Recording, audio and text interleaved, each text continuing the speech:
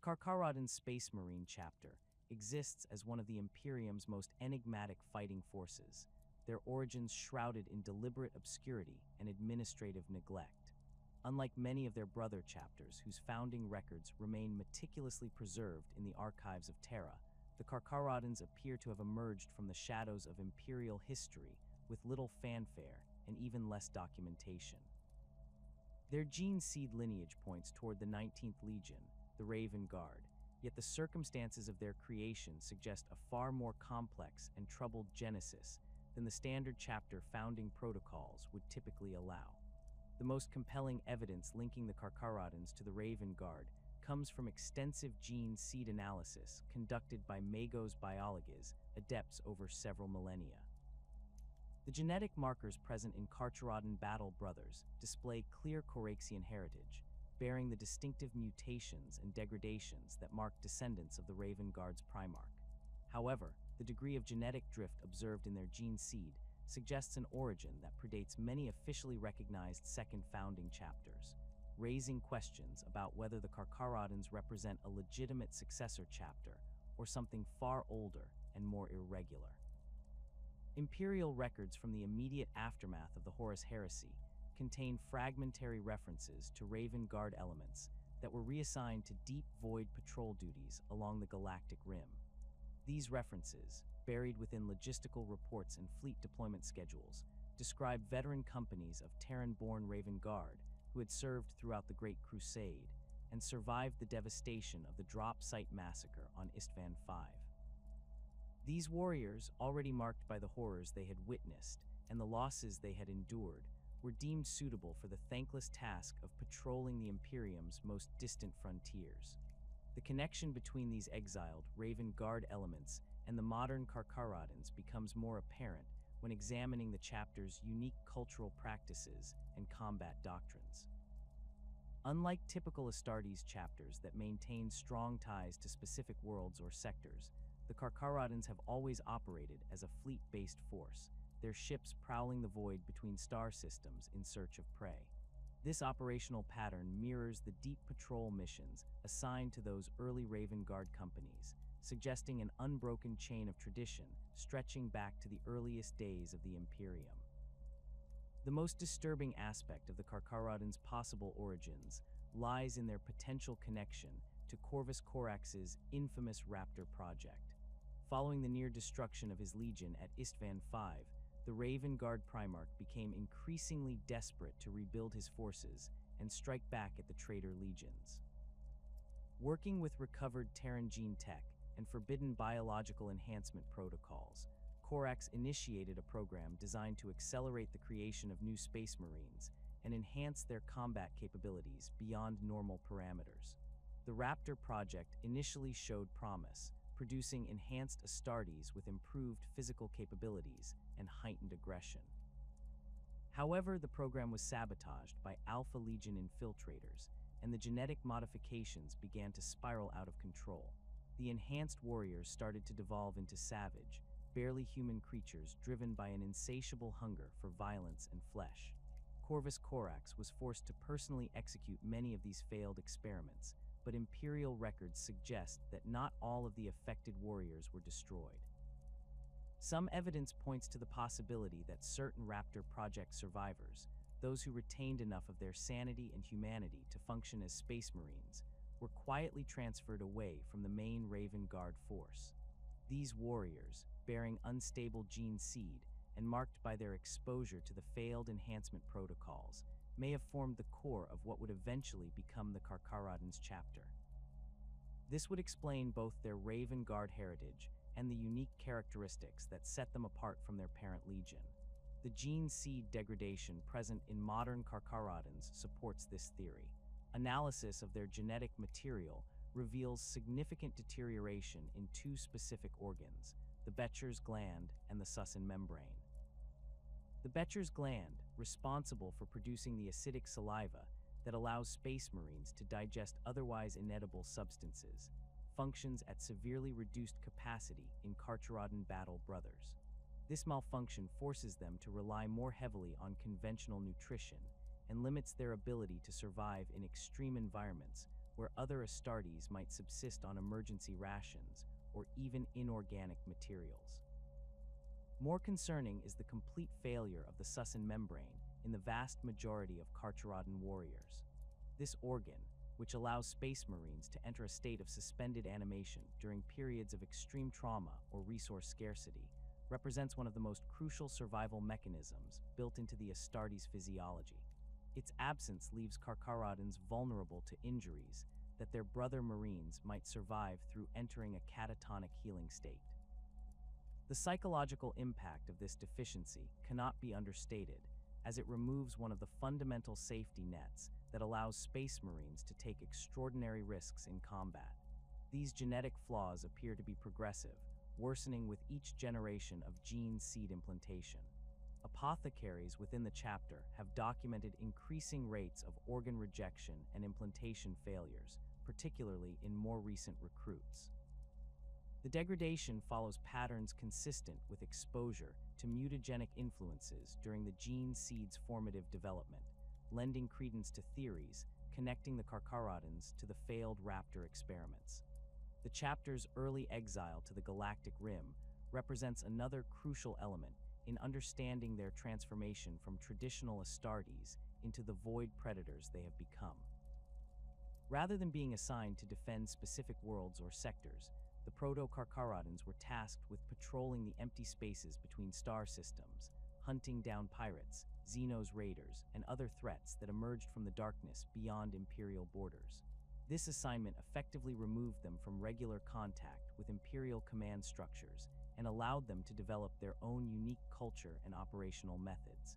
The psychological impact of this isolation cannot be overstated. Cut off from the support networks and cultural touchstones that bind other chapters to the wider Imperium, the Carcharodons were forced to become entirely self-sufficient. They learned to view the void not as an obstacle to be crossed, but as their natural hunting ground, developing tactics and strategies that took advantage of the three-dimensional nature of space combat. Their ships became their fortresses, their crews serfs their only constant companions apart from their battle brothers. This extended isolation also contributed to the development of their distinctive cultural practices. Deprived of regular contact with Imperial authorities and cut off from the ceremonial traditions maintained by other chapters, the Carcharodons began to develop their own rituals and beliefs. These practices drew heavily on the predatory imagery that would eventually define their identity, emphasizing the hunt, the kill, and the consumption of enemies as both practical necessities and spiritual imperatives. The transformation from conventional space marines into void predators was gradual but inexorable. Each generation of Carcharodons grew more adapted to life in the emptiness between stars, more comfortable with the isolation and self-reliance that such existence demanded.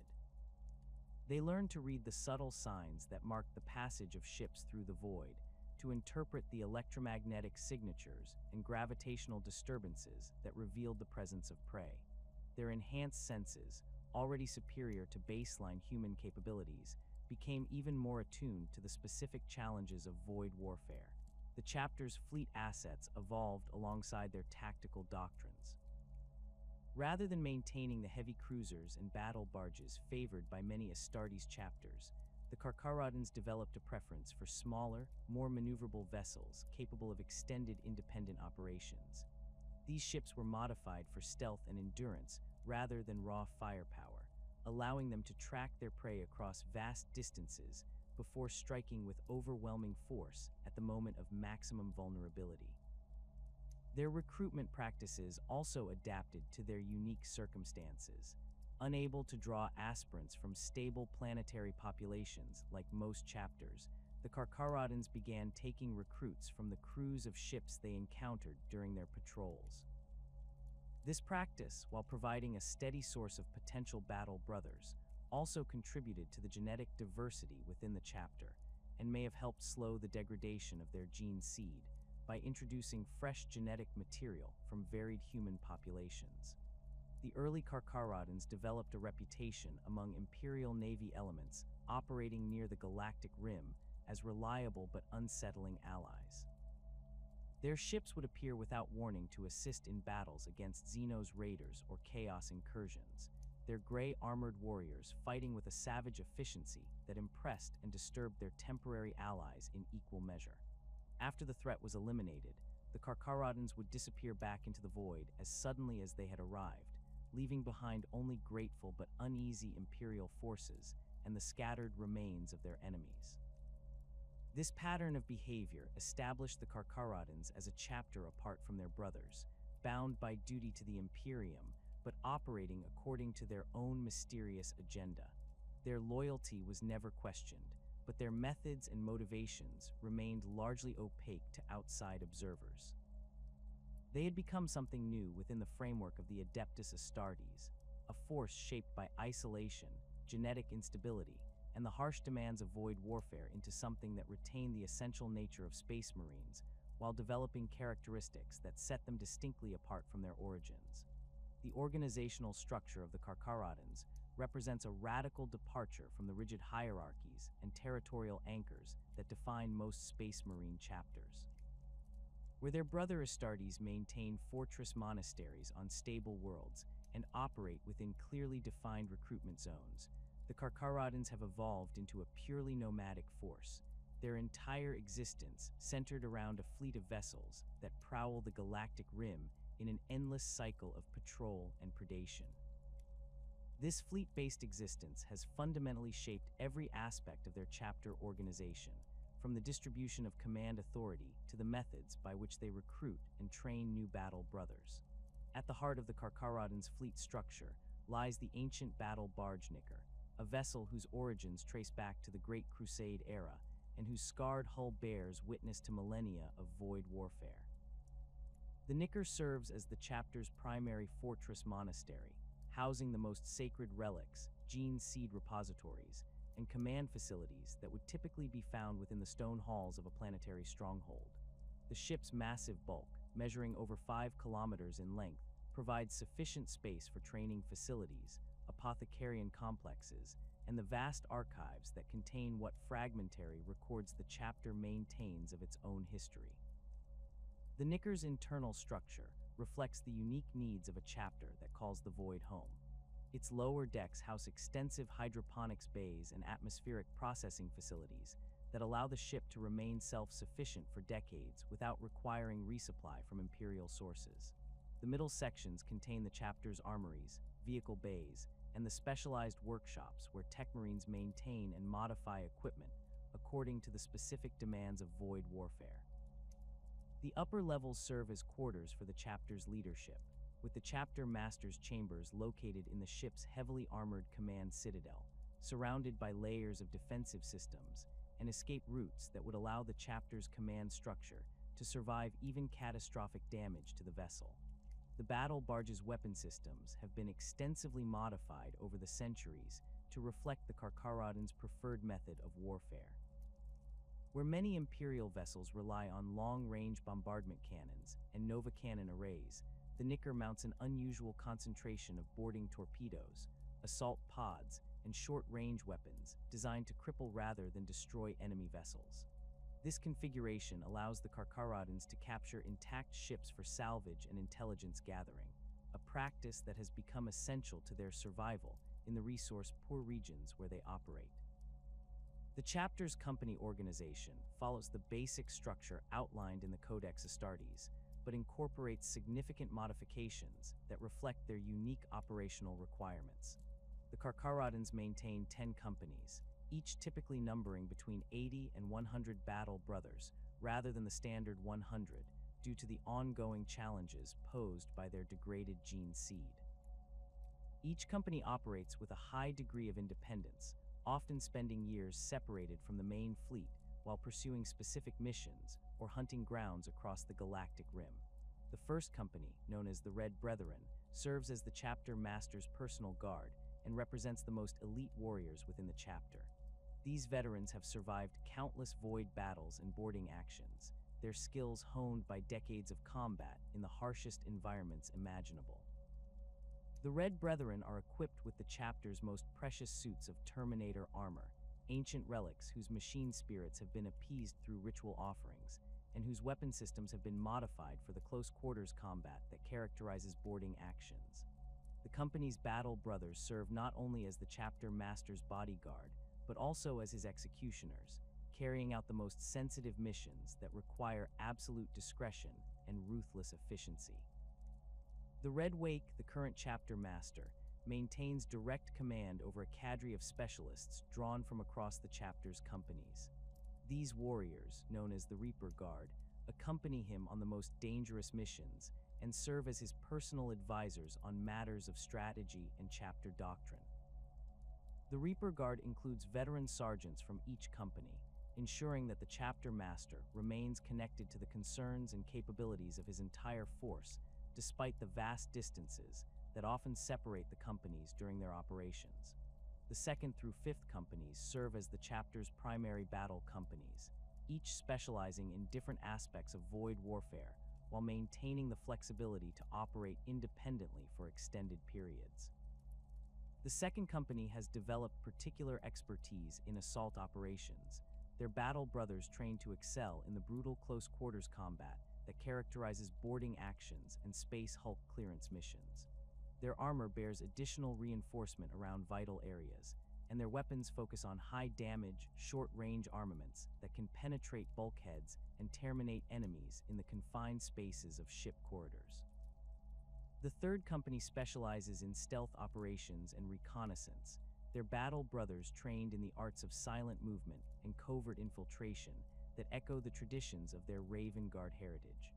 These warriors often serve as the chapter's forward scouts, using modified assault bikes and jump packs to conduct rapid reconnaissance of potential targets before the main force arrives.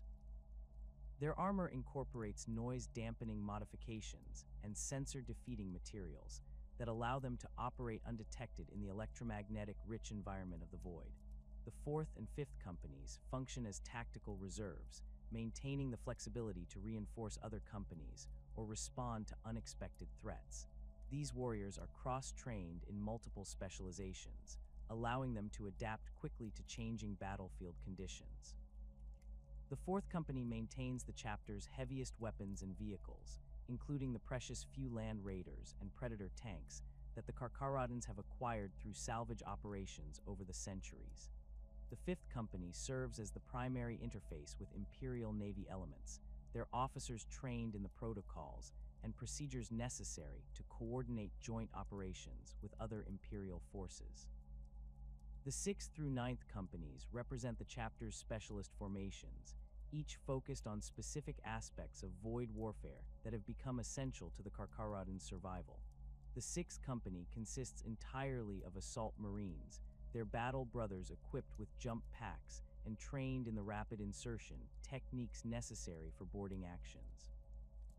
These warriors practice constantly in the zero-gravity training chambers aboard the Knicker, developing the three-dimensional combat awareness that allows them to fight effectively in the weightless environment of damaged or unpressurized ship sections.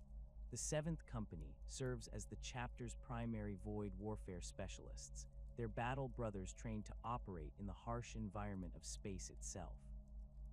These warriors wear specialized armor modifications that allow for extended operations in vacuum, and they maintain the chapter's supply of boarding torpedoes and assault pods. The 7th Company also includes the chapter's most skilled pilots, warriors who can navigate the treacherous debris fields and gravitational anomalies that surround many of their targets. The 8th and 9th Companies function as the chapter's tactical support elements, providing heavy weapons support and specialized equipment to other companies as needed. The 8th Company maintains the chapter's Devastator squads, warriors trained to operate the heavy weapons that can penetrate ship armor and bulkheads.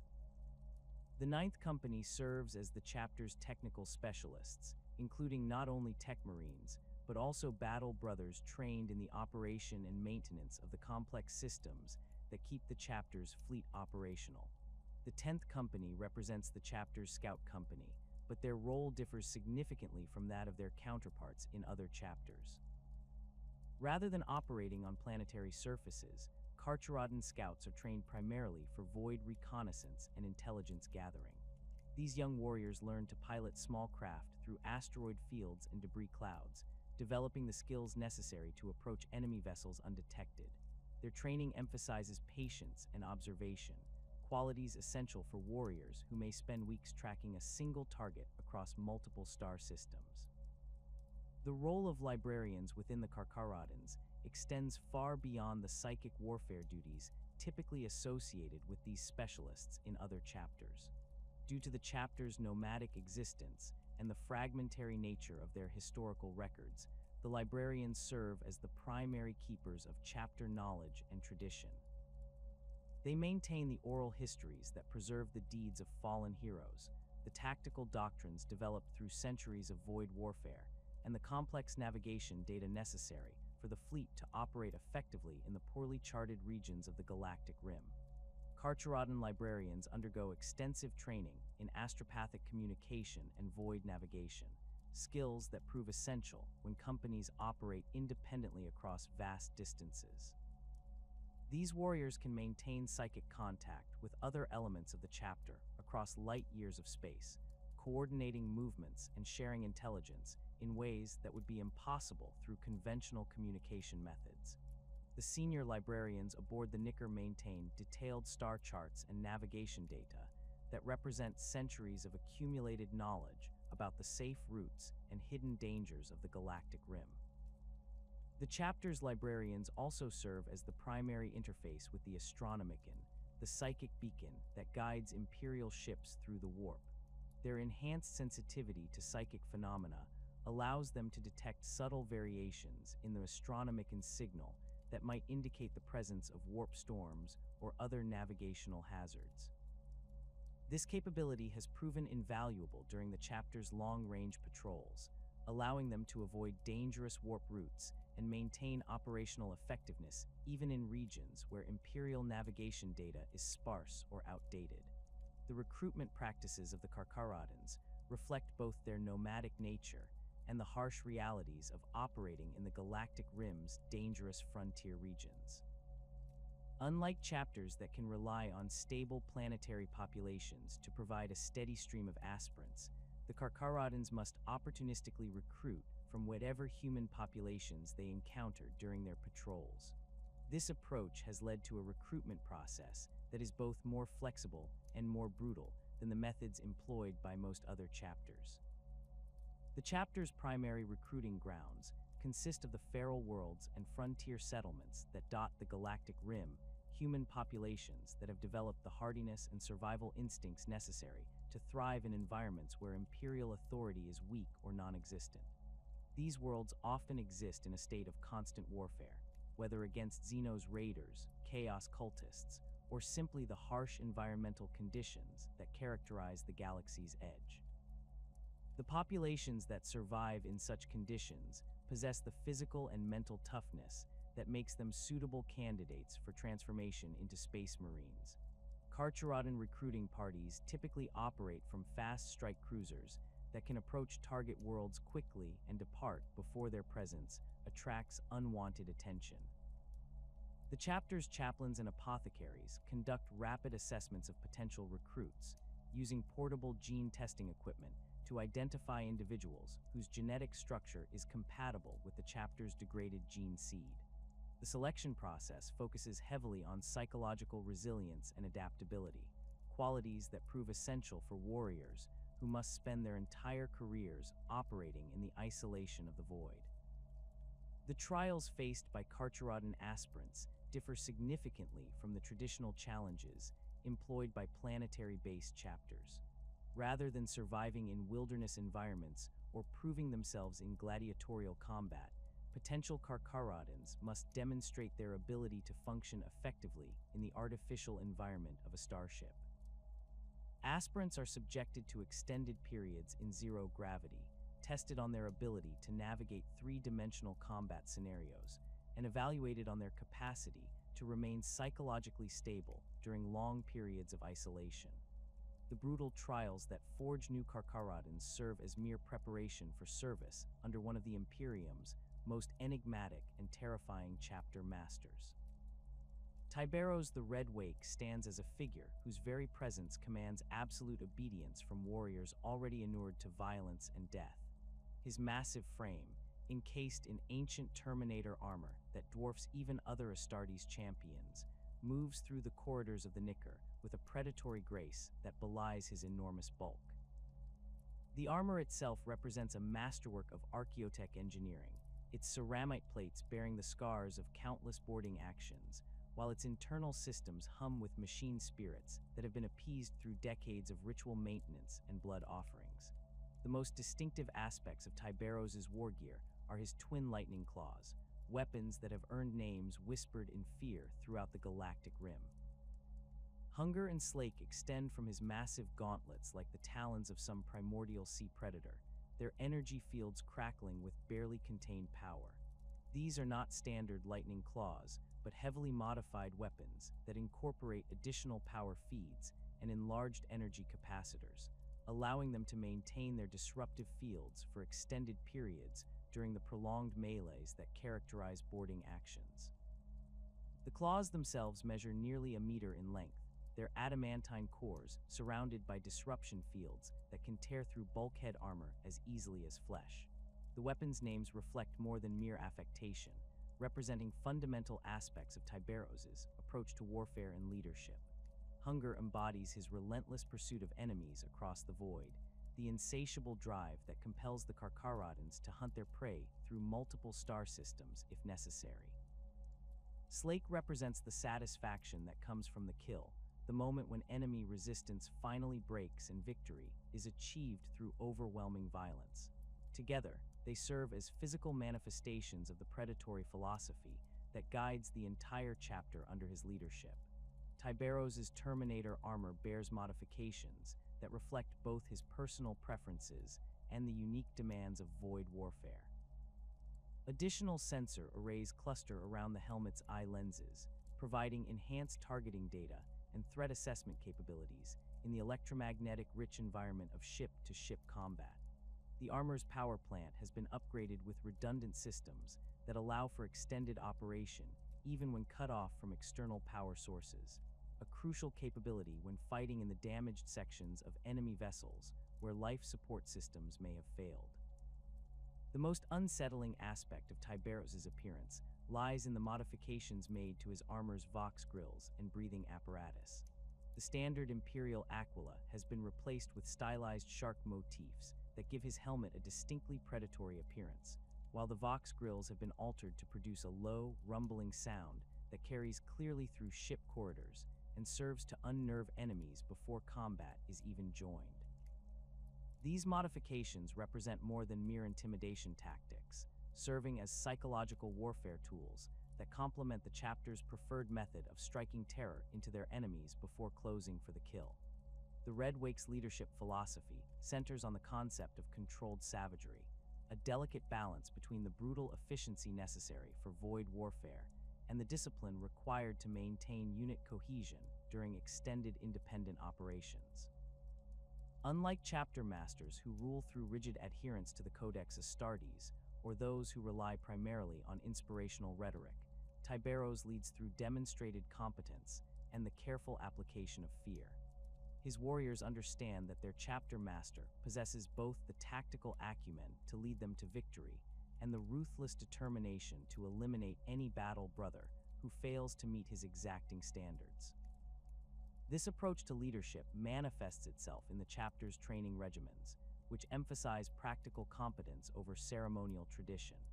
Tyberos personally oversees combat drills aboard the Nicker, his massive form moving through the training chambers as he observes his warriors practicing boarding techniques and close-quarters combat.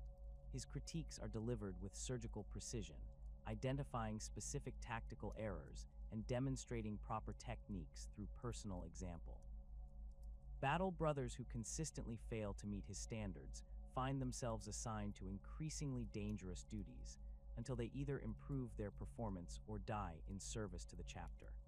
The Red Wake's disciplinary methods extend beyond mere tactical instruction to encompass the psychological conditioning necessary for warriors who must spend years isolated in the void. He understands that the Carcharodons operate under conditions that would break the morale of more conventional Astartes forces, cut off from the support networks and cultural touchstones that sustain other chapters. His leadership style acknowledges these harsh realities while providing the structure and purpose necessary to maintain unit effectiveness despite the psychological pressures of their nomadic existence. Tiberos demonstrates particular skill in managing the aggressive impulses that characterize his gene line, channeling the savage instincts inherited from their Raven Guard heritage into tactically useful applications. Rather than attempting to suppress these tendencies, he has developed training methods that allow his warriors to embrace their predatory nature while maintaining the discipline necessary for complex void operations. This approach requires constant vigilance and adjustment, as the line between controlled aggression and destructive rage remains perilously thin among warriors already marked by genetic instability. The chapter master's strategic acumen becomes most apparent in his approach to void warfare, where his understanding of three-dimensional combat and fleet tactics has elevated the Carcharodons to a level of effectiveness that rivals specialized Imperial Navy formations. Tiberos possesses an intuitive grasp of the complex gravitational and electromagnetic factors that influence ship movement in the void, allowing him to predict enemy maneuvers and position his forces for maximum tactical advantage. His battle plans typically involve multiple phases of engagement, beginning with long-range reconnaissance and culminating in devastating close-quarters assaults that leave enemy forces with no opportunity for organized resistance. The Red Wake's reputation among other chapter masters reflects both respect for his tactical abilities and unease regarding his methods and the mysterious nature of his chapter's origins. Those few who have fought alongside the Carcharodons acknowledge Tiberos' competence as a void warfare specialist, while expressing private concerns about the savage efficiency with which his warriors eliminate their enemies. Imperial Navy commanders who have witnessed Carcharodon boarding actions report that enemy crews often surrender rather than face the terror of close combat with the gray armored predators, a psychological advantage that Tiberos has deliberately cultivated through careful management of his chapter's reputation. The strategic partnerships that Tiberos has forged with certain Imperial Navy elements demonstrate his understanding of the political realities that govern void warfare in the galactic rim. Rather than operating in complete isolation, he has established informal agreements with specific fleet commanders who value the Carcharodons' unique capabilities and are willing to overlook their unconventional methods in exchange for reliable support against Xenos raiders and Chaos incursions. These relationships provide the chapter with access to intelligence networks and logistical support that would otherwise be unavailable to such an isolated force. Tiberos' approach to inter-chapter relations remains carefully calculated, acknowledging the suspicions that surround the Carcharodons while demonstrating sufficient cooperation to avoid unwanted scrutiny from Imperial authorities. He maintains formal diplomatic contact with several other fleet-based chapters, sharing intelligence about void-borne threats and occasionally coordinating joint operations against particularly dangerous enemies. These interactions allow him to gauge the attitudes of other Astartes leaders, while presenting the Carcharodons as loyal servants of the Imperium despite their unconventional methods. The mystery surrounding Tiberos' true identity represents one of the most intriguing aspects of his leadership, with various theories attempting to explain his origins and the source of his extraordinary capabilities. His physical dimensions exceed those of typical Astartes by a significant margin, leading some observers to speculate about possible genetic enhancement or modification beyond standard Space Marine implantation procedures. The chapter master's age remains similarly uncertain, with some estimates suggesting that he has led the Carcharodons for several centuries, while others propose a much longer tenure that would place his origins in the immediate aftermath of the Horus Heresy. The most compelling theory regarding Tiberos' origins suggests a connection to the failed Raptor project initiated by Corvus Corax during the dark days following the drop site massacre. Proponents of this theory point to his enhanced physical capabilities, his savage fighting style, and the genetic instabilities that characterize the Carcharodons as evidence of exposure to the mutagenic processes that marked the raptor experiments. If accurate, this would make Tiberos one of the few surviving products of Corax's desperate attempt to rapidly rebuild his legion, a living reminder of the Primarch's greatest failure transformed into an instrument of the Imperium's will. Alternative theories propose that Tiberos represents a Terran-born Raven Guard veteran whose exceptional service record earned him command of the exile forces that eventually became the Carcharodons. This explanation would account for his tactical acumen and leadership capabilities, while explaining his apparent age through the life-extending effects of Astartes' physiology and the time-dilating effects of extended warp travel. Supporters of this theory note that many of the chapter's traditions and practices reflect the influence of Terran military culture, rather than the deliverance-born traditions that came to dominate the Raven Guard following the heresy. The physical evidence available to support either theory remains frustratingly incomplete, as Tiberos maintains strict privacy regarding his personal history and origins. His quarters aboard the Nicker contain few personal effects or historical artifacts that might provide clues about his past, while the chapter's archives contain no records predating the early centuries of the current millennium. This deliberate obscurity may represent a conscious decision to focus on present capabilities rather than past failures, or it might reflect the practical necessity of maintaining operational security in a galaxy where knowledge of the Raptor project's existence could prove politically dangerous. The Red Wake's combat performance provides the most compelling evidence for theories regarding his enhanced nature, as his capabilities in personal combat exceed those demonstrated by most chapter masters. Battle reports from joint operations describe Tiberos engaging multiple enemy champions simultaneously while maintaining the tactical awareness necessary to coordinate his forces' movements. His lightning claws have carved through Chaos Terminator armor, Xenos exoskeletons, and ship bulkheads with equal facility, while his enhanced reflexes allow him to react to threats that would overwhelm even veteran Astartes warriors. The psychological impact of Tiberos' presence extends beyond his immediate tactical capabilities to encompass the morale effects that his leadership provides to the entire chapter. Carcharodon battle brothers demonstrate unwavering loyalty to their chapter master, viewing him as the embodiment of their predatory nature and the architect of their continued survival in the harsh environment of the Galactic Rim. This devotion transcends mere military discipline to approach the reverential respect typically reserved for Primarchs or other legendary figures, suggesting that Tiberos has successfully positioned himself as more than merely a tactical leader, but as the spiritual heart of the chapter's identity. The Red Wake's influence on chapter doctrine extends to every aspect of Carcharodon operations, from recruitment practices to combat tactics to the maintenance of their fleet assets.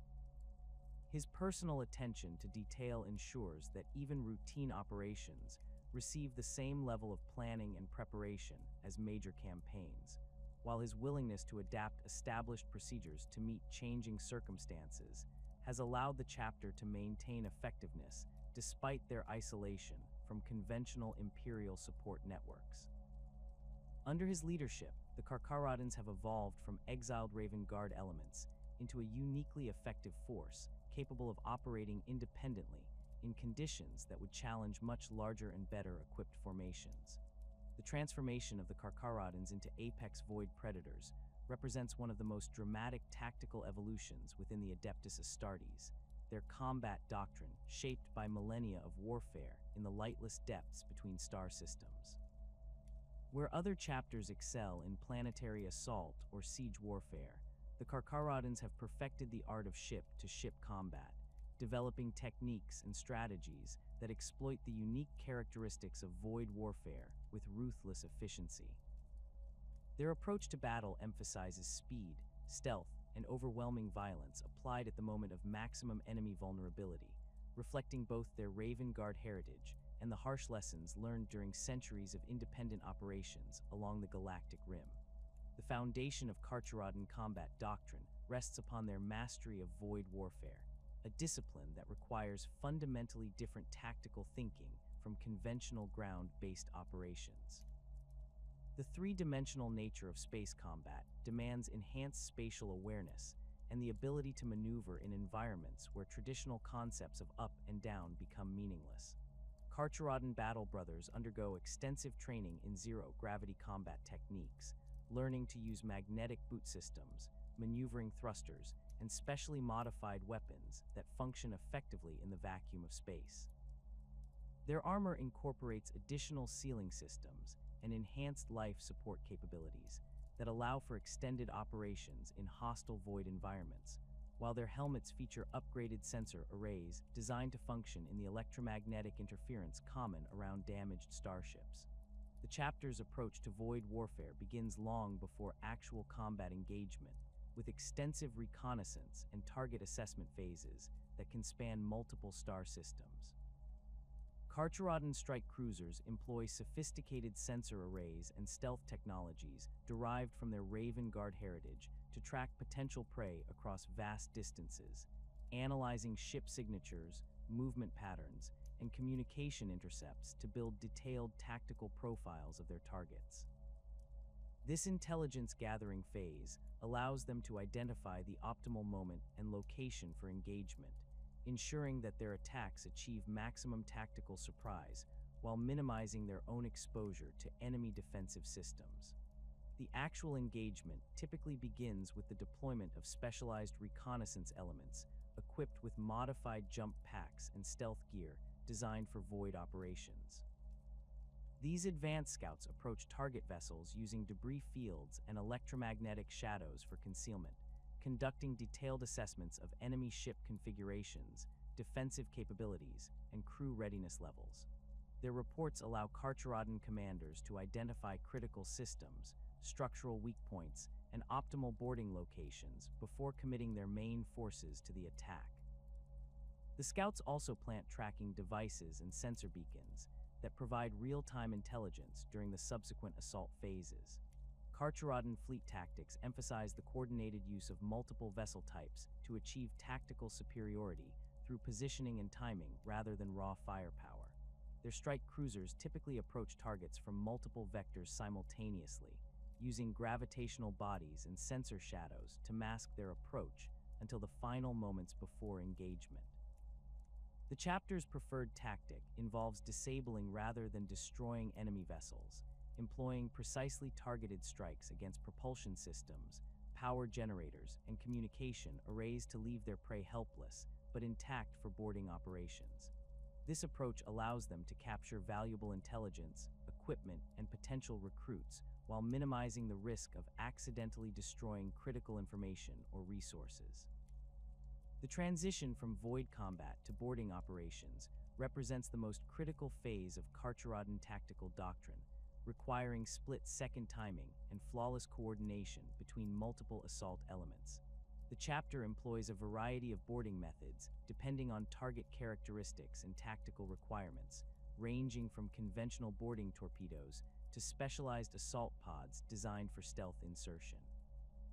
Their boarding torpedoes incorporate enhanced armor plating and improved guidance systems that allow them to penetrate enemy point defense systems and deliver their cargo of battle brothers directly into the heart of enemy vessels.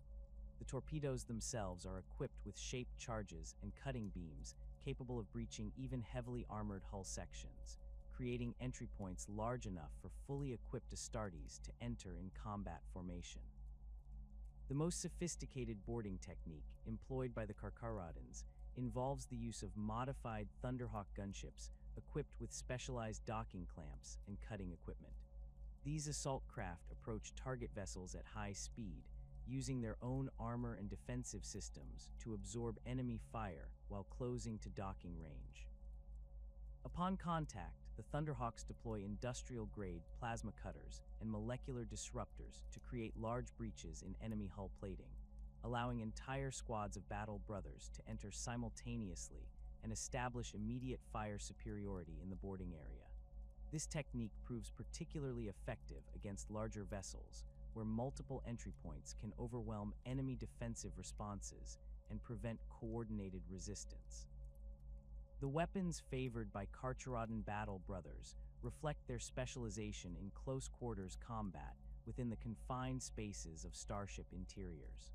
Boarding shields represent one of their most distinctive pieces of equipment, massive protective barriers that incorporate both defensive plating and offensive capabilities. These shields measure nearly 2 meters in height and feature reinforced ceramite construction, capable of deflecting small arms fire and energy weapons commonly encountered in ship-to-ship combat. The shield's most notable feature consists of integrated cutting blades and power field generators that allow them to function as offensive weapons, capable of slicing through bulkhead doors and enemy armor with equal effectiveness. The design of Carcharodon boarding shields reflects decades of practical experience in void warfare, incorporating lessons learned from countless boarding actions against diverse enemy types. The shields feature magnetic clamps that allow battle brothers to anchor themselves to metal surfaces during zero-gravity combat, while integrated sensor arrays provide enhanced situational awareness in the electromagnetic-rich environment of damaged starships. The offensive capabilities of the shields extend beyond their cutting edges to include built-in bolt pistol mounts and grenade launchers that can deliver suppressive fire while the bearer advances through narrow corridors or across open compartments. Chainswords represent another crucial element of Carcharodon armament, though the chapter employs modified versions specifically adapted for void warfare applications. These weapons feature enhanced sealing systems that prevent mechanical failures in vacuum conditions, while their motor assemblies incorporate redundant power feeds that ensure continued operation even when exposed to electromagnetic interference. The chains themselves utilize specialized adamantine teeth designed to cut through both organic targets and the various materials commonly encountered in starship construction, from reinforced plasteel to ceramite armor plating. The chapter's chainswords also incorporate unique modifications that reflect their predatory nature and practical requirements.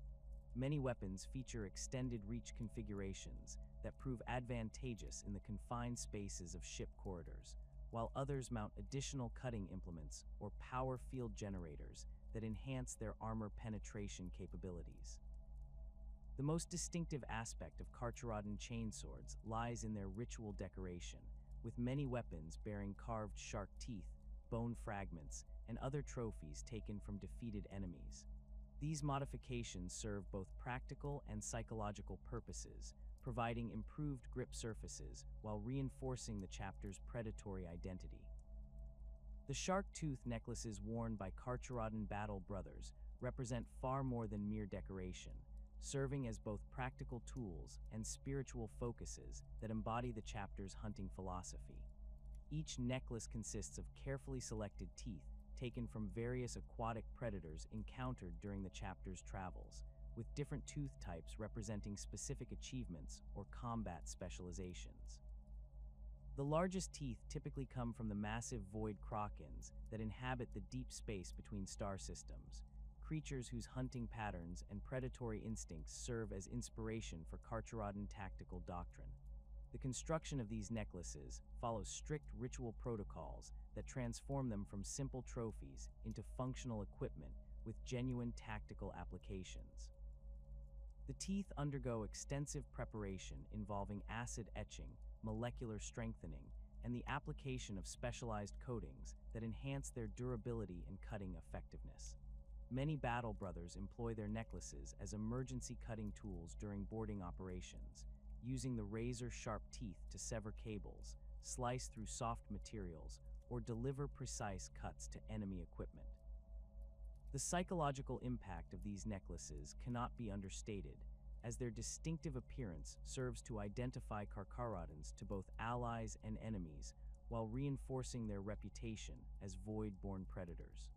The ritual significance of the shark tooth necklaces extends beyond their practical applications to encompass important aspects of chapter culture and identity. Each tooth represents a specific hunt or combat engagement, with the arrangement and selection of teeth telling the story of the wearer's service record and combat achievements. Senior battle brothers often possess necklaces containing hundreds of teeth accumulated over decades of service, while newly initiated Marines begin with simple arrangements that grow in complexity and significance as they prove themselves in combat. The necklaces serve as visible reminders of the chapter's predatory nature and their commitment to the endless hunt that defines their existence.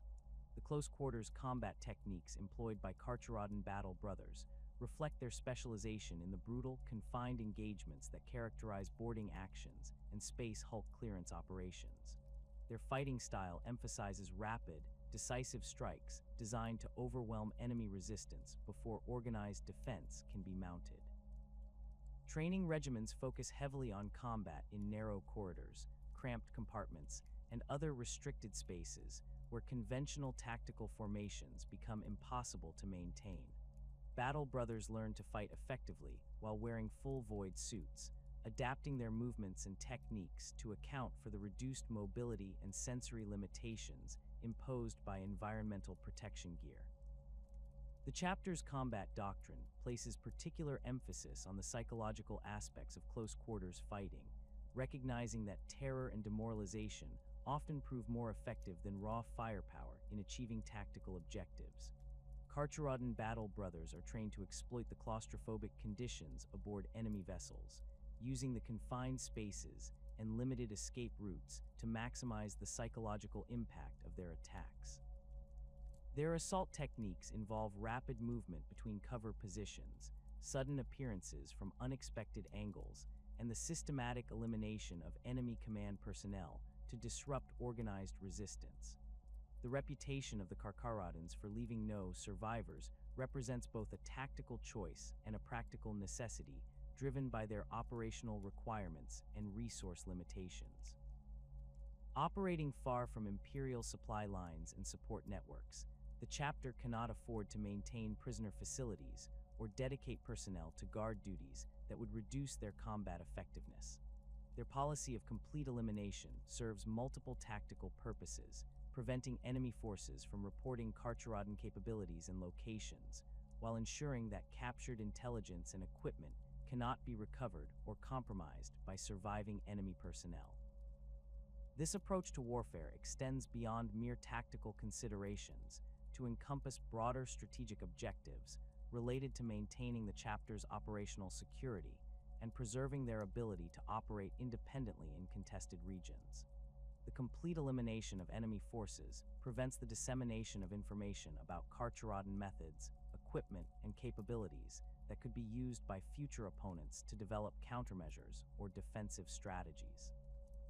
The psychological impact of this reputation also serves as a force multiplier, as enemy crews often surrender or flee rather than face the prospect of total annihilation at the hands of the gray armored predators. The terror tactics employed by the Carcharodons represent a sophisticated application of psychological warfare principles adapted for the unique environment of void combat. Their approach involves the systematic exploitation of the fears and anxieties that naturally arise in the confined, isolated environment of starships under attack. The chapter's battle brothers are trained to use the acoustic properties of ship corridors and compartments to maximum effect, employing Vox-amplified battle cries, the distinctive sound of chainsword motors, and the metallic scraping of boarding shields against bulkheads to create an atmosphere of impending doom that undermines enemy morale before direct contact is even established. The visual impact of Carcharodon warriors represents another crucial element of their terror tactics, with their gray power armor and predatory decorations designed to evoke primal fears of being hunted by superior predators. The chapter's heraldry incorporates stylized shark motifs, void kraken tentacles, and other predatory imagery that reinforces their reputation as apex hunters of the galactic rim. Battle brothers often modify their armor with additional spikes, cutting edges, and trophy displays that enhance their intimidating appearance while serving practical functions in close-quarters combat. The systematic nature of Carcharodon terror tactics extends to their approach to enemy ship clearance, involving methodical advances through vessel sections that leave behind clear evidence of their presence and capabilities. Rather than simply eliminating enemy resistance and moving on, Carcharodon assault teams often arrange the bodies of defeated enemies in specific patterns that serve as psychological warfare tools against remaining defenders. These displays, while brutal, serve to communicate the futility of continued resistance while demonstrating the chapter's complete control over the tactical situation. The effectiveness of these terror tactics becomes particularly apparent when fighting against chaos cultists and heretical forces, enemies whose corrupt beliefs often make them resistant to conventional intimidation methods. The Carcharodons have developed specialized psychological warfare techniques designed to exploit the specific fears and weaknesses associated with different chaos factions. Against Nurgle cultists, they employ purification flames and antiseptic agents that represent the antithesis of decay and corruption. When facing Khornate berserkers, they utilize precision strikes and coordinated tactics that demonstrate superior discipline and tactical acumen. Slaaneshi cultists face systematic destruction that denies them the excess and sensation they crave, while Tzeentchian conspirators encounter straightforward, brutal assaults that leave no room for complex schemes or manipulation. The application of terror tactics against Xeno's opponents requires different approaches tailored to the specific psychology and behavioral patterns of different alien species. Against Orc raiders, the Carcharodons employ rapid, overwhelming assaults that deny the greenskins the prolonged combat they enjoy, while demonstrating superior tactical coordination. Dark Eldar raiders face methodical, systematic elimination that denies them the suffering and terror they seek to harvest from their victims. Tau forces encounter brutal close-quarters assaults that negate their technological advantages and force them into the type of melee combat where Astartes' superiority becomes most apparent. The long-term strategic impact of Carcharodon terror tactics extends beyond individual engagements to influence the broader operational environment throughout the galactic rim. Their reputation for ruthless efficiency and complete elimination of enemy forces has created a deterrent effect that influences the behavior of potential opponents across multiple sectors. Pirate fleets often avoid regions known to be patrolled by Carcharodon forces, while Chaos cults and Xenos raiders factor the possibility of encountering the chapter into their operational planning. This reputation serves as a force multiplier that extends the effective reach of the chapter's relatively small numbers across vast regions of space. The integration of terror tactics with conventional combat operations requires careful coordination and timing to achieve maximum effectiveness without compromising tactical objectives.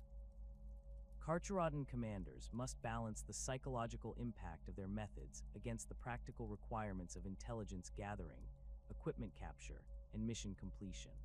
The chapter has developed sophisticated protocols for managing the transition between terror-focused operations and more conventional tactical approaches, allowing them to adapt their methods to specific mission requirements while maintaining their reputation for ruthless efficiency.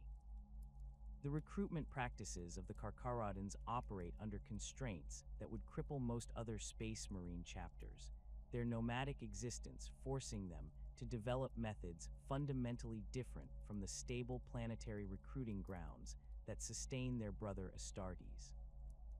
Where other chapters can rely on generations of carefully maintained bloodlines and established selection protocols, the Carcharodons must opportunistically harvest potential recruits from the scattered human populations that eke out existence in the outer dark. These frontier worlds, existing at the very edge of Imperial space, where the light of the astronomican grows dim, produce survivors hardened by constant warfare against Xenos raiders, chaos cults, and the simple brutality of existence beyond the protection of established Imperial authority. The worlds that serve as primary recruiting grounds for the chapter share common characteristics born from their isolation and the harsh realities of frontier existence. Hive worlds stripped of their industrial capacity by millennia of resource extraction house populations that have reverted to tribal warfare among the ruins of their former glory. Feral worlds never fully brought into Imperial compliance maintain human populations that have adapted to environments hostile to conventional settlement, their societies shaped by constant struggle against both environmental hazards and external threats. Mining colonies abandoned by the Adeptus Mechanicus when their resources were exhausted continue to support small populations of survivors who have learned to maintain basic technology through salvage and improvisation.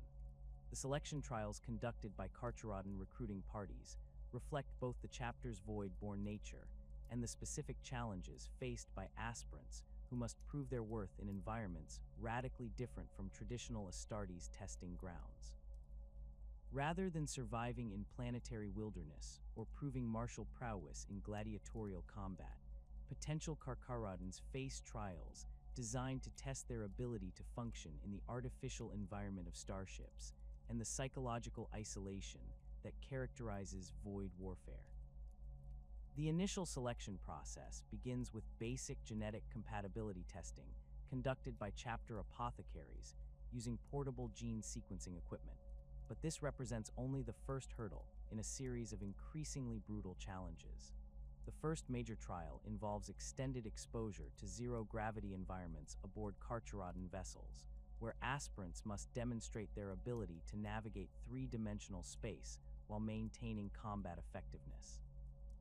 The testing chambers aboard the strike cruiser Reapers have been modified to simulate the complex gravitational fields and electromagnetic interference encountered during void battles, forcing candidates to adapt their movements and spatial awareness to conditions that would disorient even experienced voidsmen. Those who cannot master basic maneuvering techniques within the allocated time period are immediately eliminated, as the chapter cannot afford to waste resources on individuals who lack the fundamental adaptability required for void warfare. The psychological trials represent perhaps the most brutal aspect of Carcharodon recruitment, designed to identify individuals capable of maintaining their sanity during the extended isolation and sensory deprivation that characterizes life aboard patrol vessels. Aspirants are sealed within individual chambers that simulate the conditions found in damaged ship sections, exposed to the electromagnetic interference, temperature fluctuations, and communication blackouts that occur during extended void operations. The chambers incorporate sophisticated holographic projectors that create realistic simulations of combat scenarios, forcing candidates to make tactical decisions while under extreme psychological stress and sensory limitation. The most feared trial involves exposure to warp transit without the full protection of sophisticated Geller field generators, a test that serves both to identify individuals with natural resistance to chaos corruption and to begin the psychological conditioning necessary for service in the Galactic Rim's dangerous frontier regions. Aspirants are placed in modified suspension chambers during short warp jumps, their minds exposed to the psychic turbulence and malevolent influences that permeate the Imperium. The mortality rate during this phase approaches 80%, with many candidates suffering complete psychological breakdown or exhibiting signs of chaos taint that necessitate immediate termination.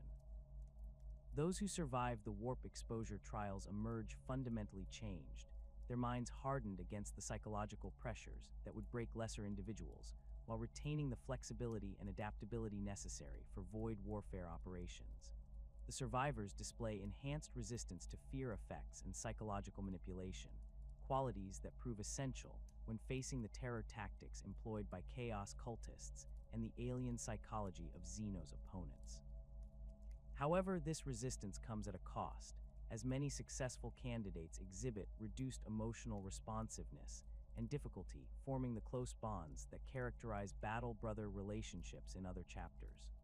The gene seed implantation process for Carcharodon aspirants faces unique challenges related to the degraded nature of their genetic material and the specific environmental conditions under which the chapter operates. The progenitor glands harvested from fallen battle brothers show progressive deterioration with each generation, requiring increasingly sophisticated preparation and purification procedures to maintain basic functionality. Chapter apothecaries have developed specialized techniques involving the use of rare chemicals and archaeotech medical equipment to stabilize the gene seed before implantation. But these methods can only slow rather than reverse the ongoing genetic degradation. The failure of the Becher's gland in the majority of Carcharodon battle brothers represents one of the most significant impacts of their genetic deterioration, depriving them of the ability to produce the acidic saliva that allows other space marines to digest otherwise inedible substances.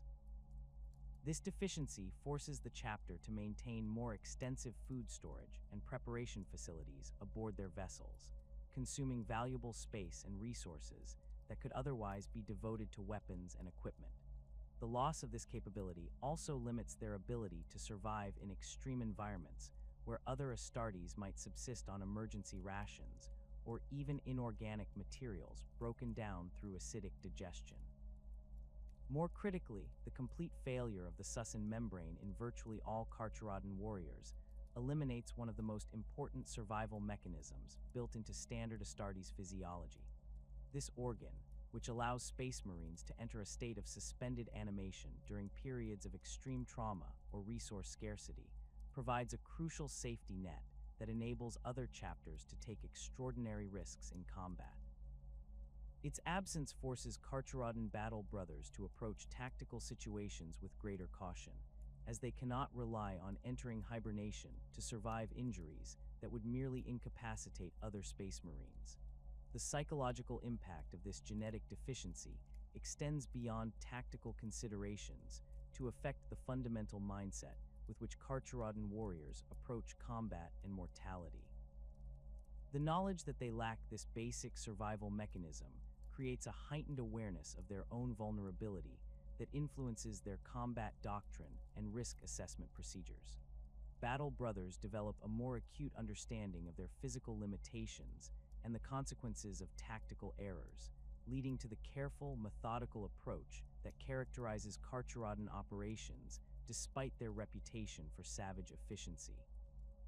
The degradation of other gene seed organs follows similar patterns of progressive failure, with each generation showing reduced functionality in critical biological systems.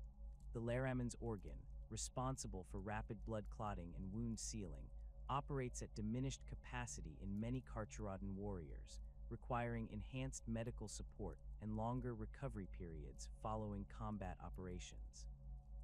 The neuroglottis, which provides enhanced taste and chemical analysis capabilities, shows irregular functionality that limits the chapter's ability to detect toxins and analyze environmental conditions through sensory input. The omophagia presents particularly complex challenges for Carcharodon apothecaries, as this organ's ability to extract memories and information from consumed organic matter operates inconsistently across the chapter's battle brothers. Some warriors retain full functionality and can gather intelligence through the consumption of enemy brain tissue, while others experience only fragmentary impressions or complete failure of the organ's specialized functions. This variability forces the chapter to rely more heavily on conventional interrogation techniques and intelligence-gathering methods rather than the biological advantages typically available to space marines. Despite these mounting genetic challenges, the Carcharodons have developed sophisticated methods for maintaining the stability of their gene seed stocks and maximizing the success rate of new implantations. The chapter's apothecaries work closely with specialized magos biologas adepts who have developed techniques for genetic stabilization and purification that extend beyond standard Imperial protocols. These methods involve the use of rare minerals harvested from deep space environments, exotic chemicals extracted from void-dwelling organisms, and archaeotech medical equipment that requires constant maintenance and ritual appeasement to function properly. The relationship between the Carcharodons and the Adeptus Mechanicus represents one of the most crucial partnerships that enables the chapter to maintain operational effectiveness despite their isolation from conventional Imperial support networks. The tech priests assigned to the chapter's fleet possess specialized knowledge of void warfare equipment and the unique maintenance requirements of vessels operating in the electromagnetic-rich environment of the galactic rim. These magos and their subordinates have developed innovative solutions to the technical challenges posed by extended independent operations, creating hybrid technologies that combine Imperial standard patterns with salvaged Xenos components and archaeotech systems recovered from ancient wrecks. The maintenance of Carcharodon equipment requires constant improvisation and adaptation, as the chapter cannot rely on regular resupply from Imperial forge worlds or standardized replacement parts manufactured according to established patterns. The chapter's Techmarines and their Mechanicus allies have become experts in reverse engineering captured technology, adapting Xenos equipment for Imperial use, and creating hybrid systems that combine components from multiple sources. This approach violates numerous Mechanicus doctrines regarding technological purity, but the practical necessities of void warfare have forced both parties to accept compromises that would be unthinkable under normal circumstances. The forged ships that accompany the Carcharodon fleet represent masterworks of adaptive engineering. Their manufacturing facilities, capable of producing everything from basic ammunition to complex electronic components, using raw materials harvested from asteroid mining operations and salvaged enemy vessels. These ships incorporate manufacturing systems that can be rapidly reconfigured to produce different types of equipment depending on current operational requirements, allowing the chapter to maintain their weapons and vehicles without relying on external supply chains.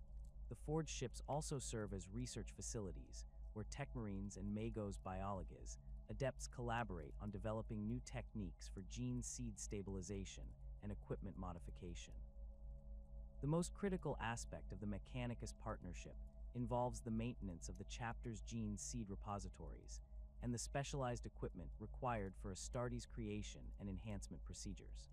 The apothecary's equipment requires constant calibration and ritual maintenance to function properly in the harsh environment of void warfare, while the gene seed itself must be stored under precisely controlled conditions that prevent further degradation. The Mechanicus adepts assigned to these duties possess knowledge of biological preservation techniques that extends beyond standard Imperial protocols, incorporating methods developed specifically for the unique challenges posed by the Carcharodons' genetic instability. The challenges of maintaining equipment in the void extend beyond simple mechanical maintenance to encompass the complex interactions between different technological systems operating in the electromagnetic-rich environment of space warfare. The sensor arrays required for void navigation and target acquisition suffer constant degradation from cosmic radiation and electromagnetic interference, requiring specialized shielding and frequent recalibration to maintain accuracy. The life support systems that enable extended void operations must function flawlessly for months or years without maintenance opportunities, demanding redundant backup systems and sophisticated monitoring equipment that can detect potential failures before they become critical.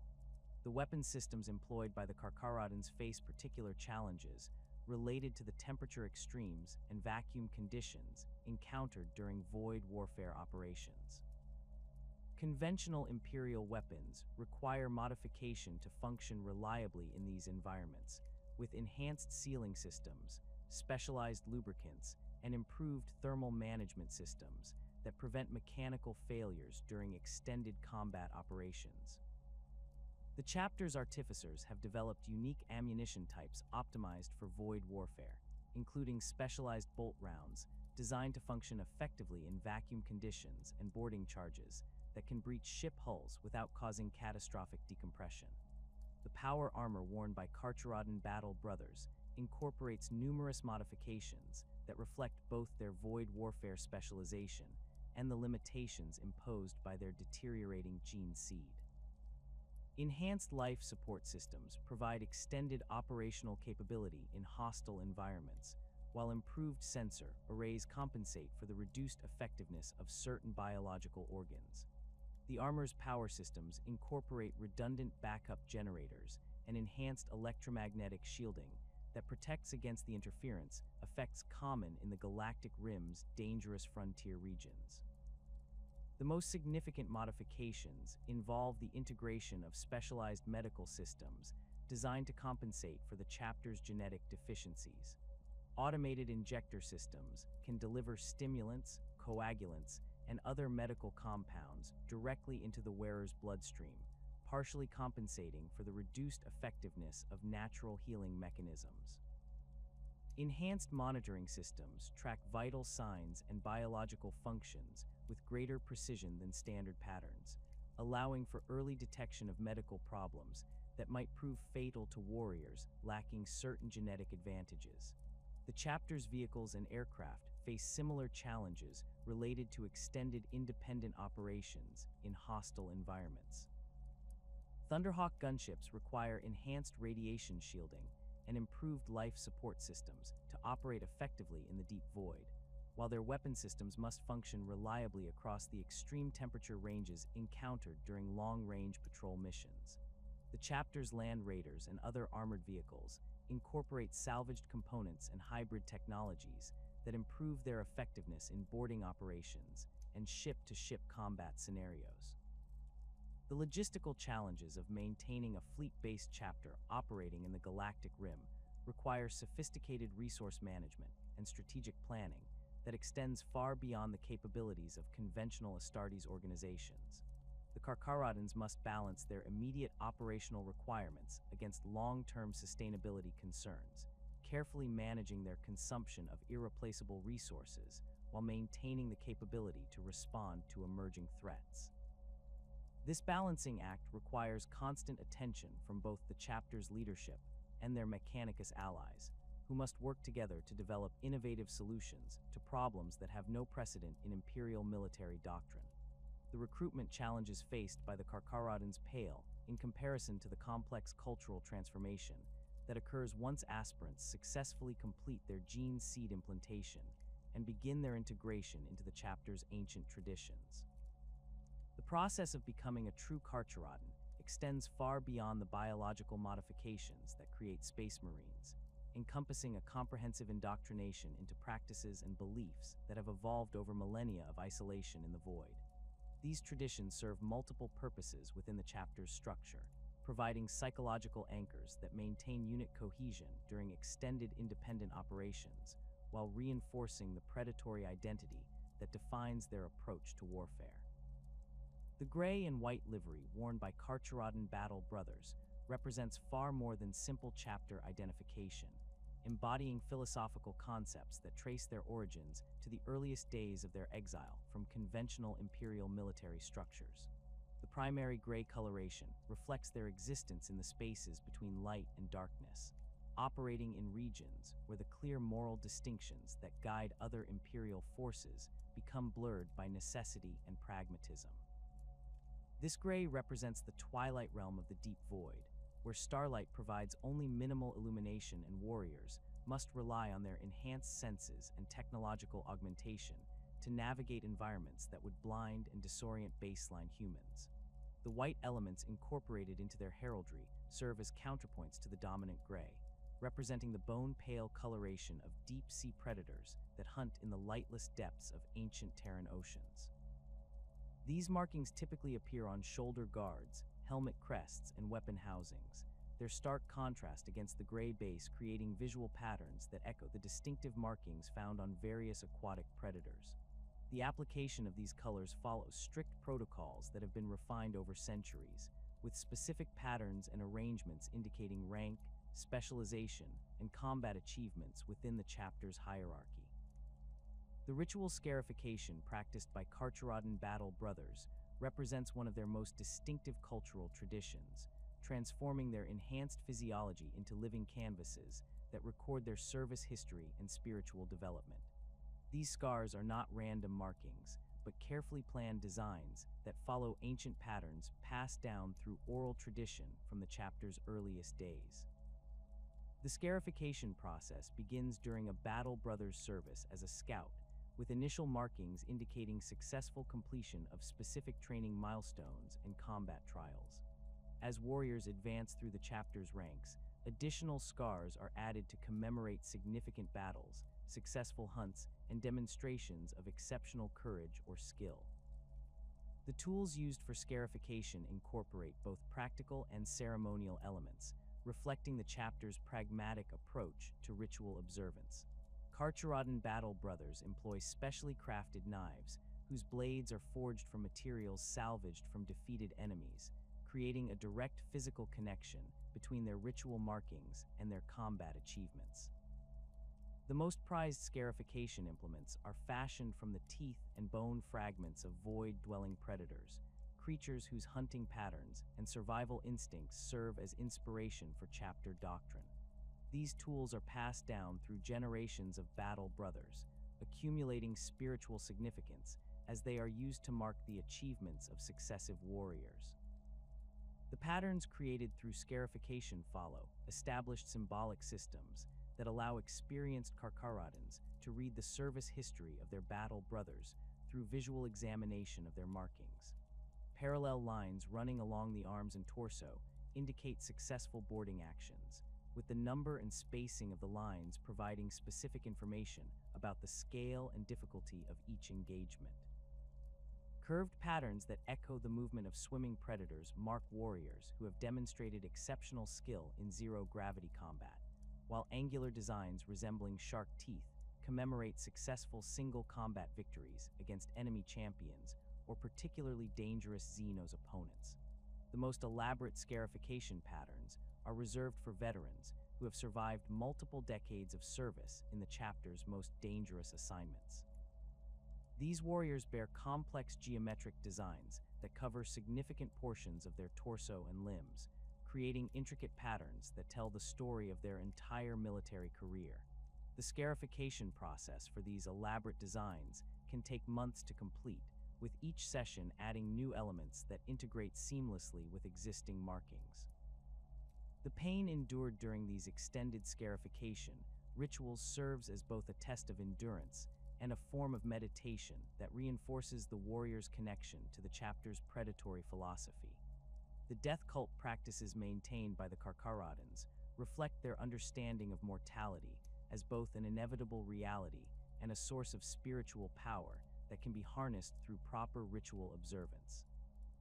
Unlike many Space Marine chapters that view death primarily as a failure to be avoided or a sacrifice to be honored, the Carcharodons have developed a complex relationship with mortality that acknowledges its role as a fundamental aspect of the predator-prey dynamic that governs all existence.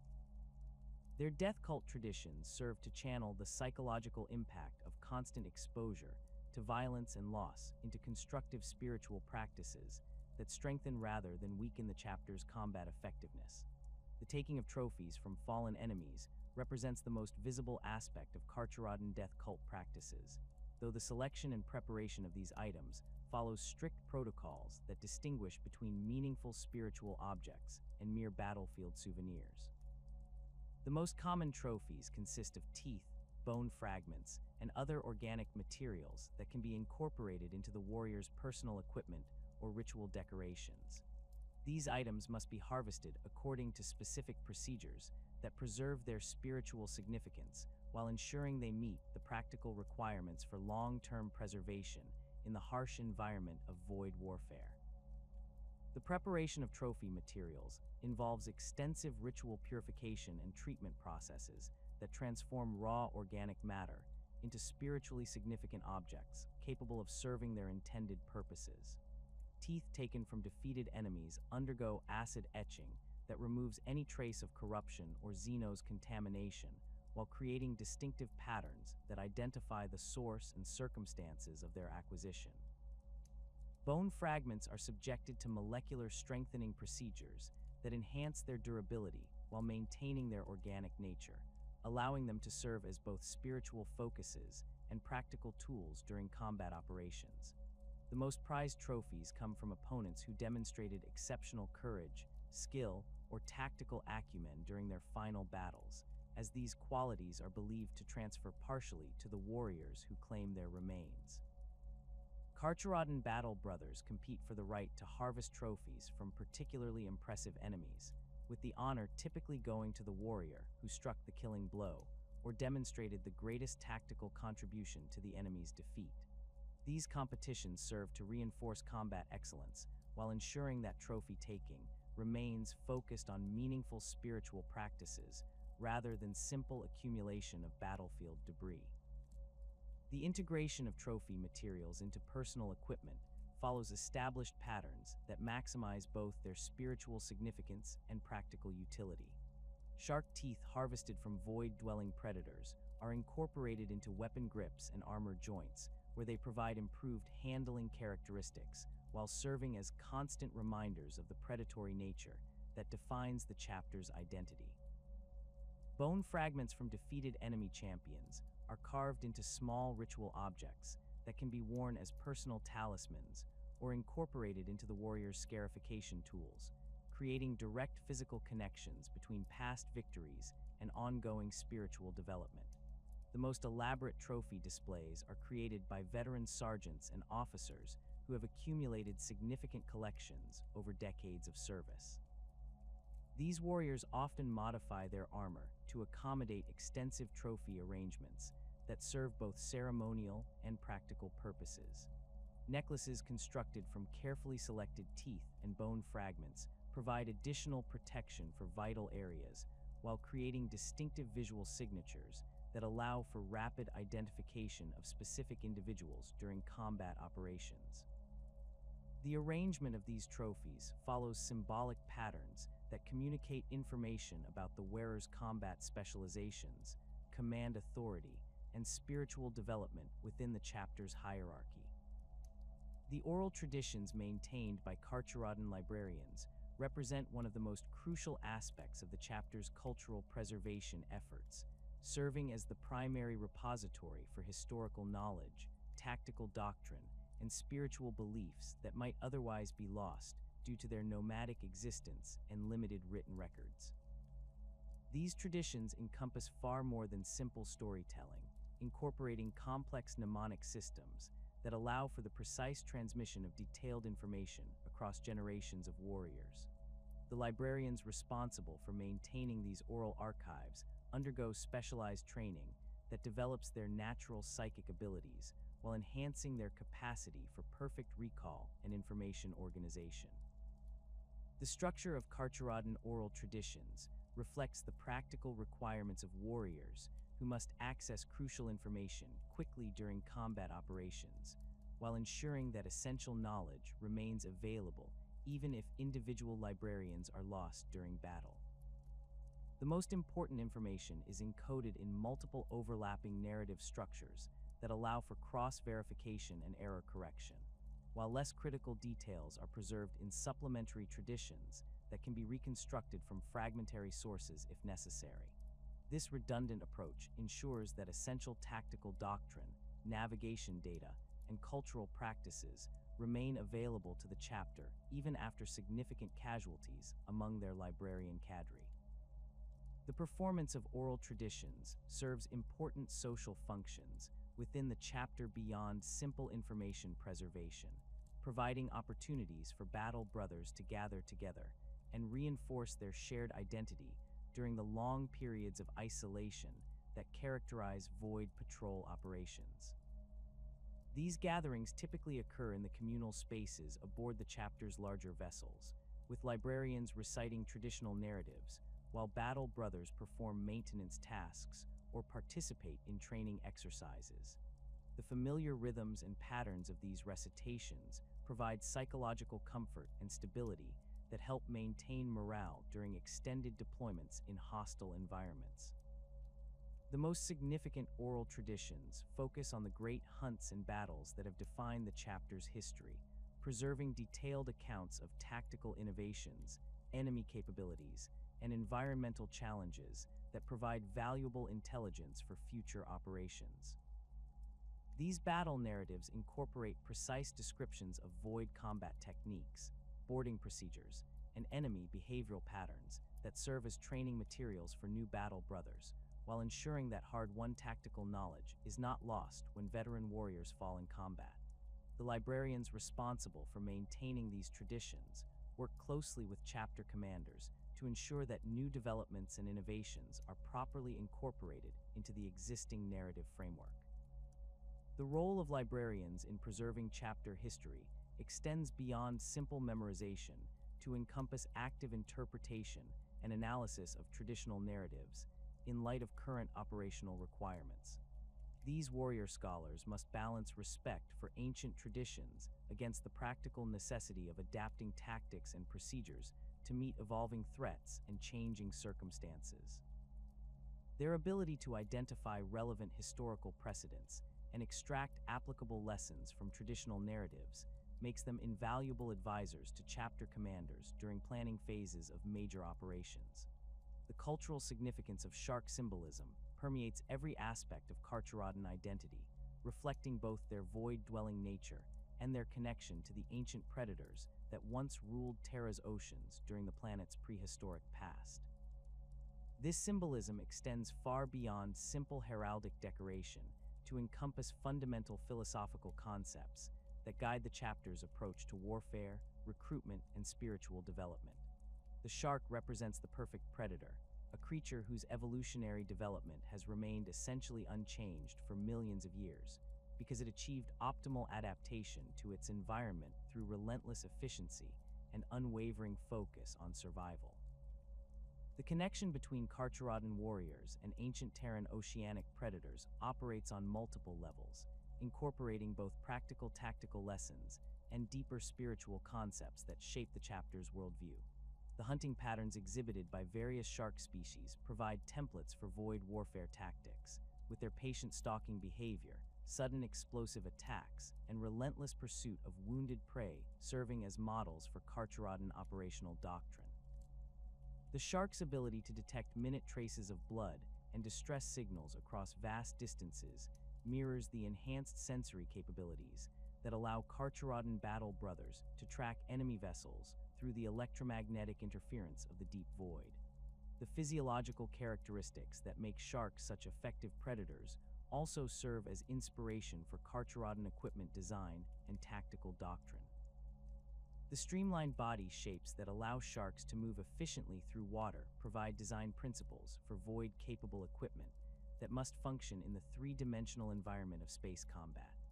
The multiple rows of replaceable teeth that ensure sharks always maintain their primary weapons, regardless of damage, or where inspire the chapter's approach to equipment redundancy and battlefield salvage operations. The psychological aspects of shark behavior provide equally important lessons for Carcharodon warriors, particularly regarding the maintenance of predatory instincts and the cultivation of patient persistence during extended hunting operations. Sharks demonstrate the ability to remain motionless for extended periods while conserving energy for sudden bursts of explosive activity, a behavioral pattern that translates directly to the long periods of patrol duty followed by brief, intense combat engagements that characterize Carcharodon operations. The shark's lack of emotional attachment to their prey and their purely functional approach to killing serve as models for the psychological detachment that allows Carcharodon warriors to perform their duties without being overwhelmed by the moral complexities of their actions. The spiritual significance of shark symbolism within Carcharodon culture extends to their understanding of their role within the broader Imperial military structure and their relationship with the Imperium's enemies.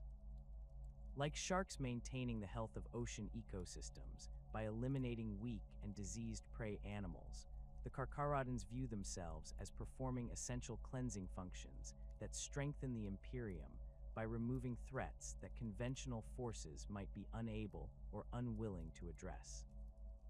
This perspective allows them to justify their extreme methods and their willingness to operate outside normal Imperial military protocols as necessary adaptations to their unique role as apex predators of the galactic rim. The chapter's connection to ancient Terran oceanic predators also influences their recruitment practices and the criteria they use to evaluate potential aspirants. Candidates who demonstrate the patience, persistence, and predatory instincts associated with successful hunters receive preference over those who rely primarily on raw aggression or conventional martial skills. The trials designed to test these qualities often incorporate elements that echo the hunting behaviors of various predatory species, requiring aspirants to demonstrate their ability to track prey across difficult terrain, maintain focus during extended periods of observation, and strike with devastating effectiveness when the optimal moment arrives. The integration of shark symbolism into Carcharodon equipment and heraldry follows established patterns that maximize both visual impact and spiritual significance while maintaining practical functionality.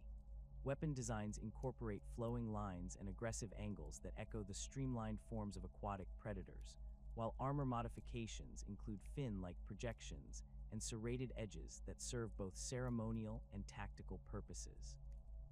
The chapter's vehicles and aircraft feature similar design elements, with their hulls shaped to suggest the movement of swimming predators through their chosen medium.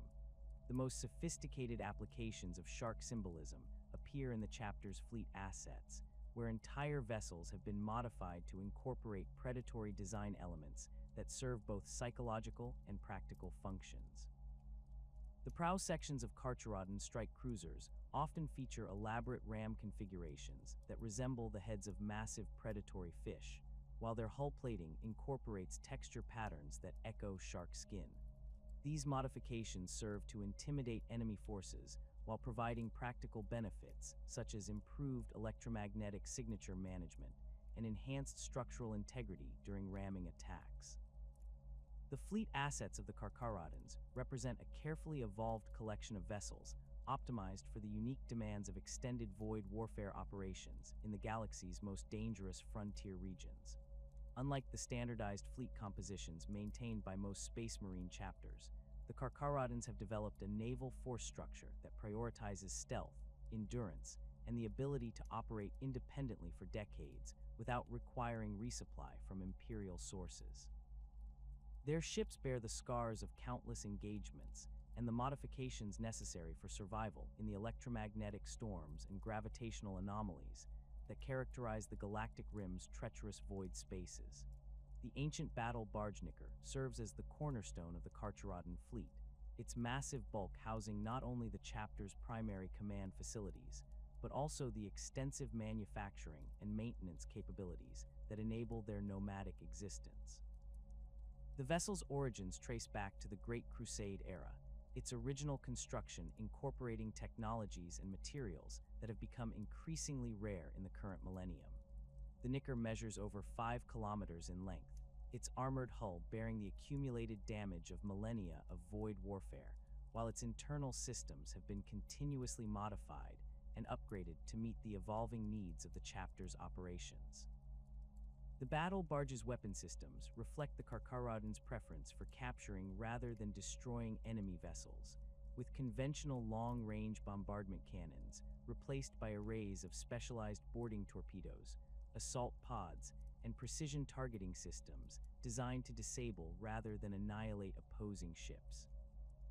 The Nicker mounts 12 torpedo tubes capable of launching boarding torpedoes, equipped with enhanced armor plating and improved guidance systems that allow them to penetrate enemy point defense networks. These torpedoes incorporate shaped charges and molecular disruptors that can breach even heavily armored hull sections, while creating entry points large enough for fully equipped battle brothers to establish immediate fire superiority upon insertion. The vessel's dorsal weapon arrays feature an unusual concentration of electromagnetic pulse generators and ion cannon batteries that can disable enemy ship systems without causing catastrophic structural damage. These weapons prove particularly effective against smaller vessels, whose crews might surrender rather than face the prospect of boarding by Carcharodon assault teams. The Nicker's ventral weapon mounts include specialized tractor beam projectors and magnetic grappling systems that allow the battle barge to capture and secure disabled vessels for salvage operations or intelligence gathering. The internal configuration of the Nicker reflects the practical requirements of a chapter that must maintain complete self-sufficiency during extended patrol operations. The lower decks house vast hydroponics bays that provide fresh food for the ship's crew and battle brothers, while atmospheric processing facilities ensure breathable air quality during months-long void transits. The manufacturing sections include forge facilities capable of producing everything from basic ammunition to complex electronic components using raw materials harvested from asteroid mining operations and salvaged enemy equipment. The battle barge's armory sections have been extensively modified to accommodate the specialized equipment required for void warfare operations. Weapon storage areas include climate-controlled chambers for boarding shields and chainswords, while ammunition magazines feature enhanced shielding against electromagnetic interference that could destabilize explosive compounds during extended storage periods. The vehicle bays house the chapter's precious collection of Land Raiders and Predator tanks, their hulls modified with additional armor plating and enhanced life support systems that allow them to function in the vacuum conditions encountered during boarding operations. The Knicker's Command Citadel incorporates sophisticated sensor arrays and communication systems that allow the chapter's leadership to coordinate operations across multiple star systems while maintaining contact with dispersed company elements. The primary sensor dome features enhanced electromagnetic detection equipment capable of tracking ship movements across vast distances, while specialized gravitational sensors can detect the subtle disturbances caused by vessels moving through warp space. The communication arrays include both conventional Vox systems and specialized astropathic relay equipment that allows for psychic communication with other Imperial forces when tactical coordination becomes necessary. The strike cruisers that form the backbone of the Carcharodon fleet represent heavily modified versions of standard Imperial designs, their hulls bearing extensive alterations that optimize them for the specific requirements of void predation and extended independent operations. These vessels typically measure between 2 and 3 kilometers in length, their size allowing them to carry sufficient supplies and equipment for multi-year patrol missions, while maintaining the speed and maneuverability necessary for pursuit operations against fleeing enemy vessels. The Reaper's Dew serves as the primary example of Carcharodon strike cruiser modifications, its hull incorporating stealth technologies derived from ancient Raven Guard technical archives and adapted for void warfare applications. The vessel's external plating includes specialized materials that absorb rather than reflect electromagnetic radiation, reducing its sensor signature while allowing it to approach targets undetected until the final moments before engagement. The ship's engine systems feature noise-dampening modifications that minimize the acoustic signatures detectable by enemy passive sensor arrays, while its power plant incorporates enhanced shielding that prevents energy emissions from revealing its position during silent running operations. The weapon systems aboard Carcharodon strike cruisers emphasize precision targeting and rapid engagement capabilities that allow them to disable enemy vessels before organized resistance can be mounted. The primary armament typically consists of lance batteries equipped with variable yield power settings that can be adjusted to match specific tactical requirements, from precise surgical strikes against critical systems to devastating broadsides that can cripple larger vessels.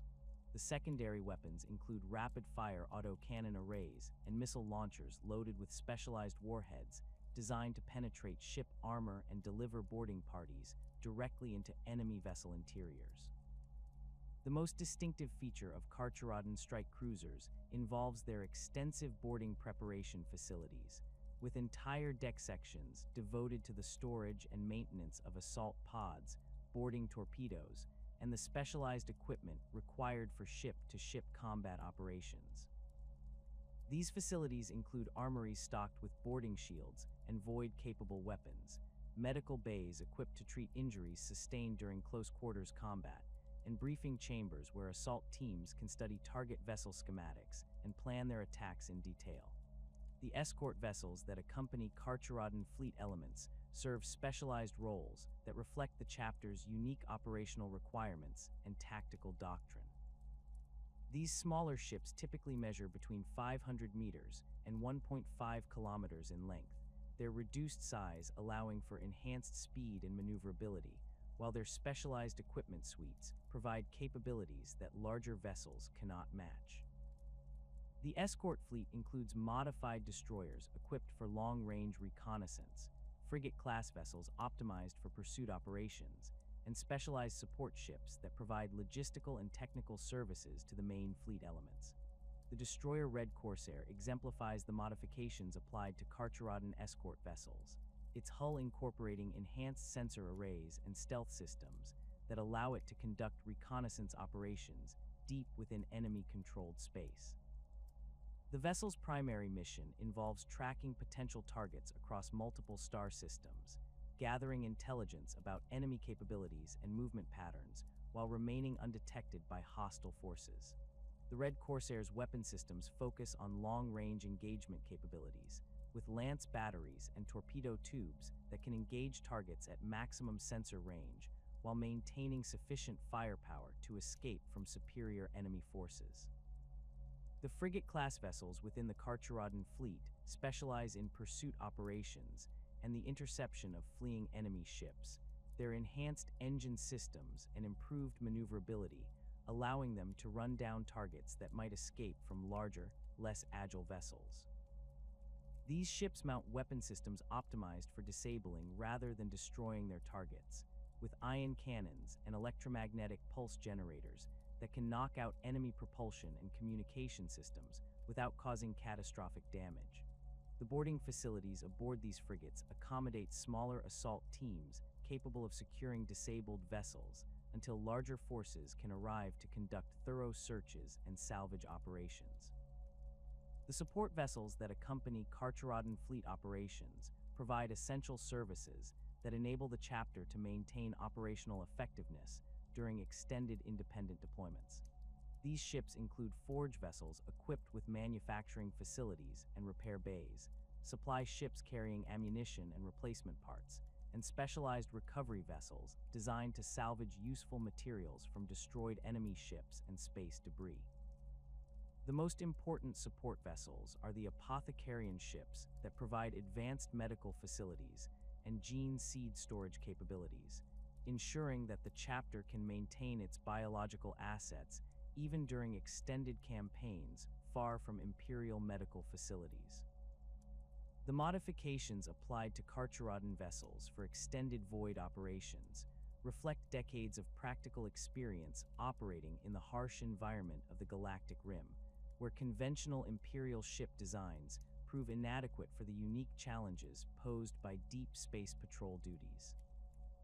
These modifications encompass every aspect of ship design and operation, from enhanced life support systems that can function reliably for years without maintenance to specialized navigation equipment that can operate effectively in regions where conventional Imperial charts provide insufficient detail. The life support systems aboard Carcharodon vessels incorporate redundant backup systems and enhanced filtration capabilities that ensure breathable atmosphere quality even during extended periods without resupply opportunities. The atmospheric processors include specialized equipment for recycling carbon dioxide and other waste gases, while water reclamation systems can maintain potable water supplies indefinitely through advanced purification and recycling techniques. The food production facilities feature hydroponic gardens and protein synthesis equipment that provide fresh nutrition for crew and battle brothers during multi-year patrol missions. The navigation systems employed by Carcharodon vessels require specialized equipment and techniques that allow them to operate effectively in the poorly charted regions of the galactic rim, where conventional Imperial navigation data proves unreliable or completely absent. The ships mount enhanced sensor arrays capable of detecting and analyzing gravitational anomalies, electromagnetic disturbances, and other phenomena that can provide navigational reference points in the deep void. The navigation computers incorporate sophisticated modeling software that can predict safe warp routes based on limited sensor data and historical observations accumulated over centuries of patrol operations. The power generation systems aboard Carcharodon vessels feature enhanced reliability and efficiency characteristics that reflect the need for extended operation without maintenance opportunities. The primary reactor systems incorporate redundant safety systems and enhanced radiation shielding that protect crew and equipment from the harmful effects of long-term exposure to reactor emissions. The power distribution networks include multiple backup systems and rerouting capabilities that ensure critical systems remain operational even after significant battle damage or equipment failures. The void warfare tactics employed by the Carcharodons represent a sophisticated synthesis of traditional space marine assault doctrine and specialized techniques developed through centuries of ship-to-ship combat experience. Their approach to void warfare emphasizes the coordinated use of multiple vessel types to achieve tactical superiority through positioning and timing rather than raw firepower, reflecting their understanding that successful void predation requires patience, precision, and the ability to strike at the moment of maximum enemy vulnerability. The typical Carcharodon void engagement begins with an extended reconnaissance phase during which specialized scout vessels gather detailed intelligence about target capabilities, movement patterns, and defensive preparations. This intelligence gathering process can span multiple star systems and extend over several months as Carcharodon forces track their prey while remaining undetected by enemy sensors. The reconnaissance teams employ sophisticated stealth techniques and advanced sensor equipment to build comprehensive tactical profiles that identify optimal engagement opportunities and potential escape routes. The approach phase of Carcharodon void tactics involves the coordinated movement of multiple fleet elements to establish tactical superiority before initiating direct engagement. Strike cruisers and escort vessels position themselves to cut off enemy escape routes while maintaining sufficient distance to avoid detection by hostile sensor arrays. The positioning phase requires precise timing and coordination to ensure that all fleet elements reach their assigned positions simultaneously, preventing enemy forces from detecting the trap until it becomes too late to escape.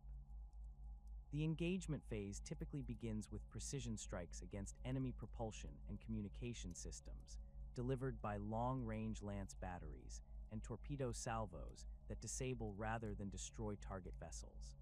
These initial attacks focus on creating tactical opportunities for boarding operations while minimizing the risk of accidentally destroying valuable intelligence or salvage materials.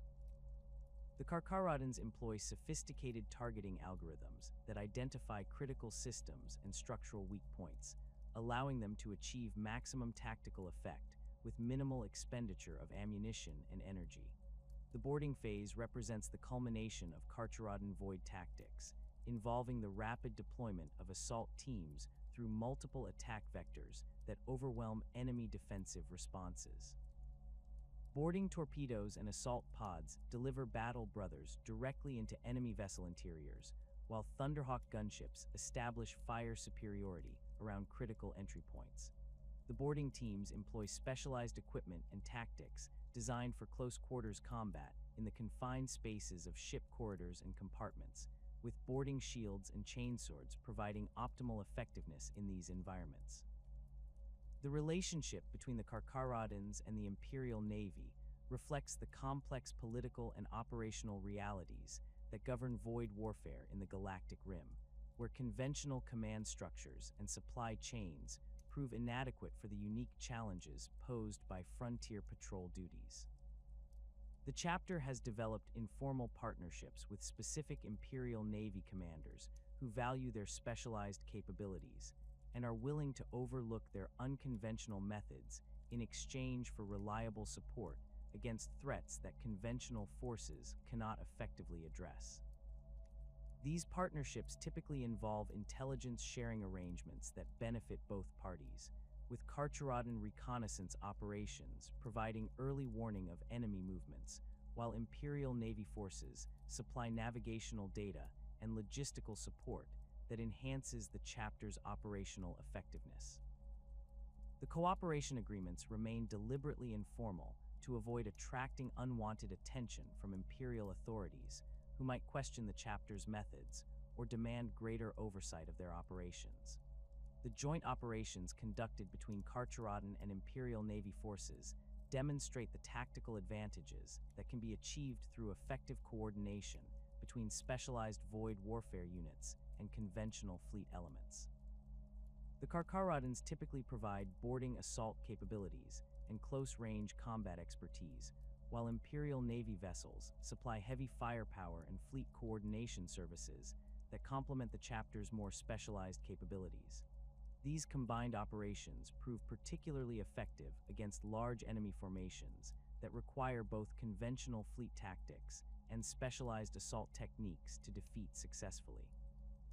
The intelligence networks maintained by the Carcharodons through their Imperial Navy partnerships provide access to information sources that would otherwise be unavailable to such an isolated chapter. These networks include merchant shipping reports, astropathic communications intercepts, and sensor data from Navy patrol vessels that help the Carcharodons identify potential targets and track enemy movements across multiple sectors. The intelligence sharing arrangements also provide the chapter with advance warning of Imperial Navy operations that might interfere with their own missions, allowing them to coordinate their activities to avoid conflicts with friendly forces. The logistical support provided through Imperial Navy partnerships proves essential for maintaining Carcharodon operational effectiveness during extended patrol missions in regions where conventional supply chains cannot reach. Navy supply vessels occasionally rendezvous with Carcharodon fleet elements to transfer ammunition, replacement parts, and other critical supplies that cannot be manufactured aboard the chapter's own vessels. These resupply operations require careful coordination to maintain operational security while ensuring that the chapter's unique equipment requirements are met through specialized procurement channels. The reputation of the Carcharodons within Imperial Navy circles would face its ultimate test during the catastrophic civil war that erupted in the Badab sector during the closing years of the 41st millennium. The Badab War represented more than a simple rebellion against imperial authority, evolving into a complex conflict that would reshape the political landscape of an entire sector, while providing the Carcharodons with their first opportunity to demonstrate their loyalty and capabilities on a galactic stage. When the call for aid reached the fleet elements of Tiberos the Red Wake, the chapter master recognized that their response would determine not only the outcome of a regional conflict, but also their own standing within the broader imperial military structure.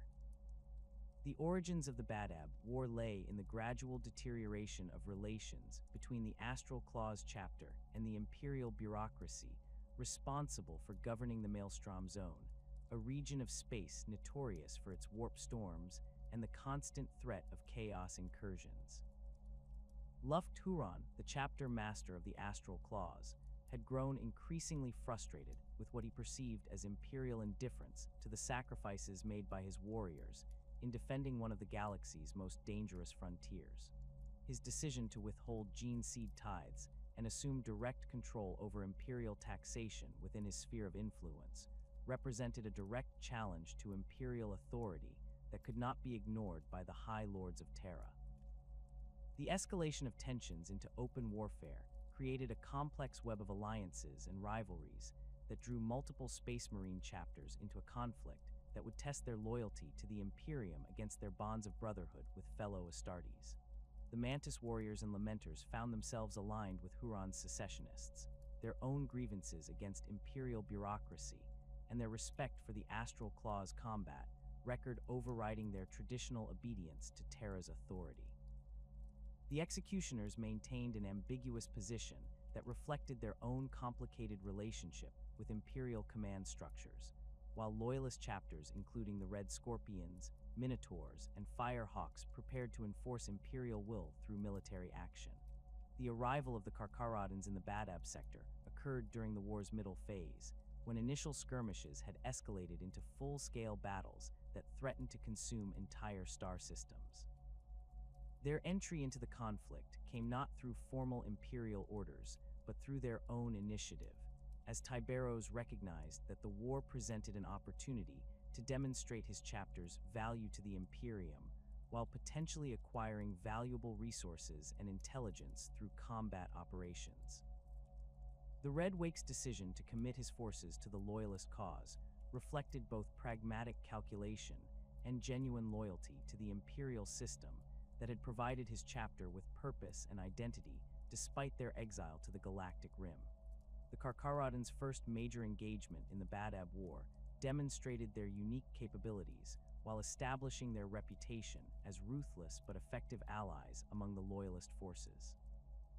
Their assault on the secessionist-held world of Grief revealed tactical doctrines that differed significantly from the conventional approaches employed by other Loyalist chapters, emphasizing speed, terror, and the complete elimination of enemy resistance rather than the capture of strategic objectives or the preservation of civilian populations.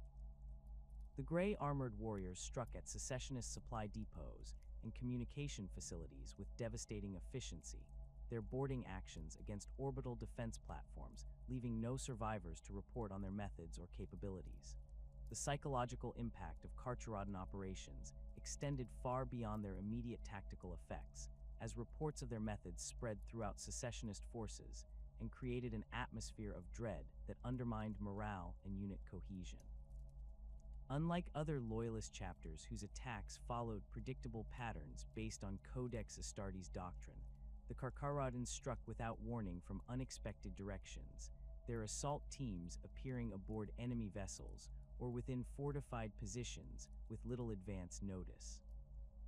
The systematic elimination of secessionist personnel during these operations served both practical and psychological purposes, preventing intelligence leaks while demonstrating the futility of continued resistance against Imperial authority.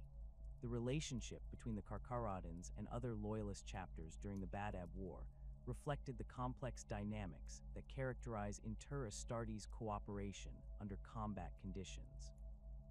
The Red Scorpions, led by Chapter Master Carib Kuln, maintained professional working relationships with Tyberos while expressing private concerns about the Carcharodons' methods and their apparent disregard for the rules of engagement that governed conventional space marine operations.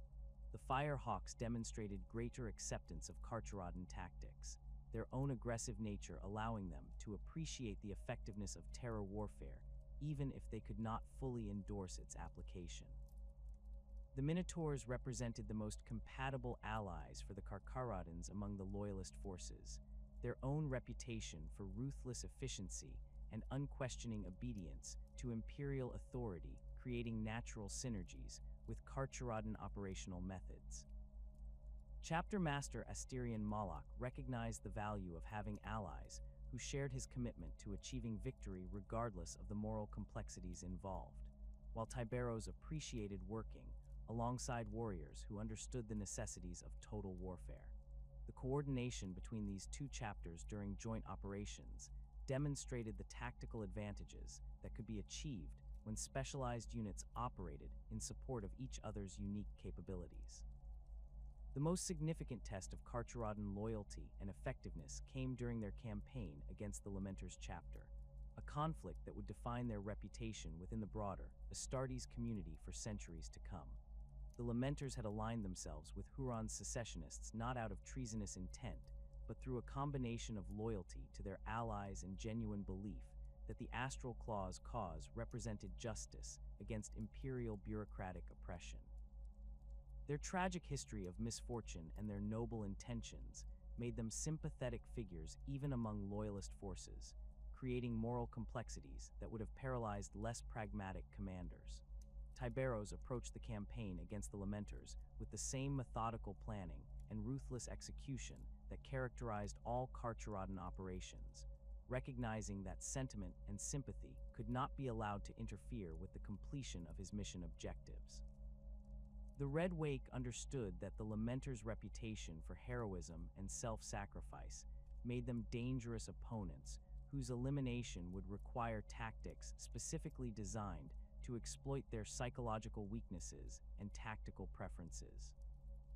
The Carcharodons' analysis of Lamenter's combat doctrine revealed a chapter that prioritized the protection of civilian populations and the minimization of collateral damage, characteristics that could be turned against them through appropriate tactical applications. The Void Warfare phase of the campaign against the Lamenters demonstrated Carcharodon superiority in ship-to-ship combat, their specialized vessels and tactics proving devastatingly effective against opponents trained primarily for planetary assault operations. The Lamenter's fleet elements, designed for conventional space marine operations involving orbital bombardment and ground support missions, proved inadequately equipped for the three-dimensional chess game of deep void combat that the Carcharodons had perfected through centuries of independent operations. The systematic destruction of Lamenter's escort vessels and the capture of their supply ships created logistical crises that undermined the enemy chapter's ability to maintain effective resistance. The boarding actions that characterized the void warfare phase revealed the tactical advantages provided by Carcharodon specialization in ship-to-ship combat. Their assault teams moved through enemy vessel corridors with predatory efficiency, their boarding shields and chainswords proving devastatingly effective in the confined spaces where conventional space marine tactics became less applicable. The Lamenter's attempts to counter these boarding actions through defensive measures and counterattacks met with limited success, as their warriors lacked the specialized training and equipment necessary for effective void combat operations. The psychological warfare aspects of the Carcharodon campaign proved equally devastating, as their reputation for leaving no survivors created panic among Lamenter's personnel, who found themselves facing an enemy that offered no quarter and accepted no surrender. The traditional space marine concepts of honor in battle and respect for fallen enemies held no meaning for opponents who viewed warfare as predation rather than martial contest. This fundamental difference in military philosophy created tactical advantages that the Carcharodons exploited ruthlessly, using the Lamenter's own nobility and adherence to conventional warfare ethics against them. The Siege of Badab Primaris represented the culmination of the Carcharodons' involvement in the war, their participation in the final assault on Huron's stronghold, demonstrating their capabilities in large-scale siege warfare, while revealing the limitations imposed by their specialization in void combat operations. The fortress monastery of the Astral Claws presented challenges that differed significantly from the ship-to-ship combat scenarios where the Carcharodons excelled, requiring adaptation of their tactics to meet the demands of conventional ground warfare against heavily fortified positions. The Carcharodons' approach to the siege emphasized their traditional strengths while acknowledging the need for cooperation with other loyalist forces whose capabilities complemented their own. Their assault teams focused on infiltration and sabotage operations that disrupted enemy communications and supply lines, while their void warfare expertise proved valuable in preventing secessionist forces from escaping through orbital evacuation.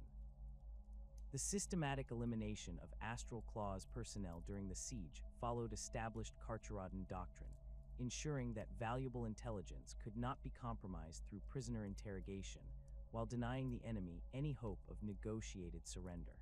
The final phases of the siege revealed both the strengths and limitations of Carcharodon tactical doctrine when applied to conventional ground warfare scenarios. Their infiltration teams proved devastatingly effective at eliminating key personnel and disrupting enemy coordination, while their terror tactics created panic among defending forces who found themselves facing opponents whose methods violated every convention of honorable warfare. However, the systematic reduction of fortified positions required heavy weapons and siege equipment that the Carcharodons possessed in limited quantities, forcing them to rely on cooperation with other loyalist chapters, whose capabilities complemented their own specialized skills.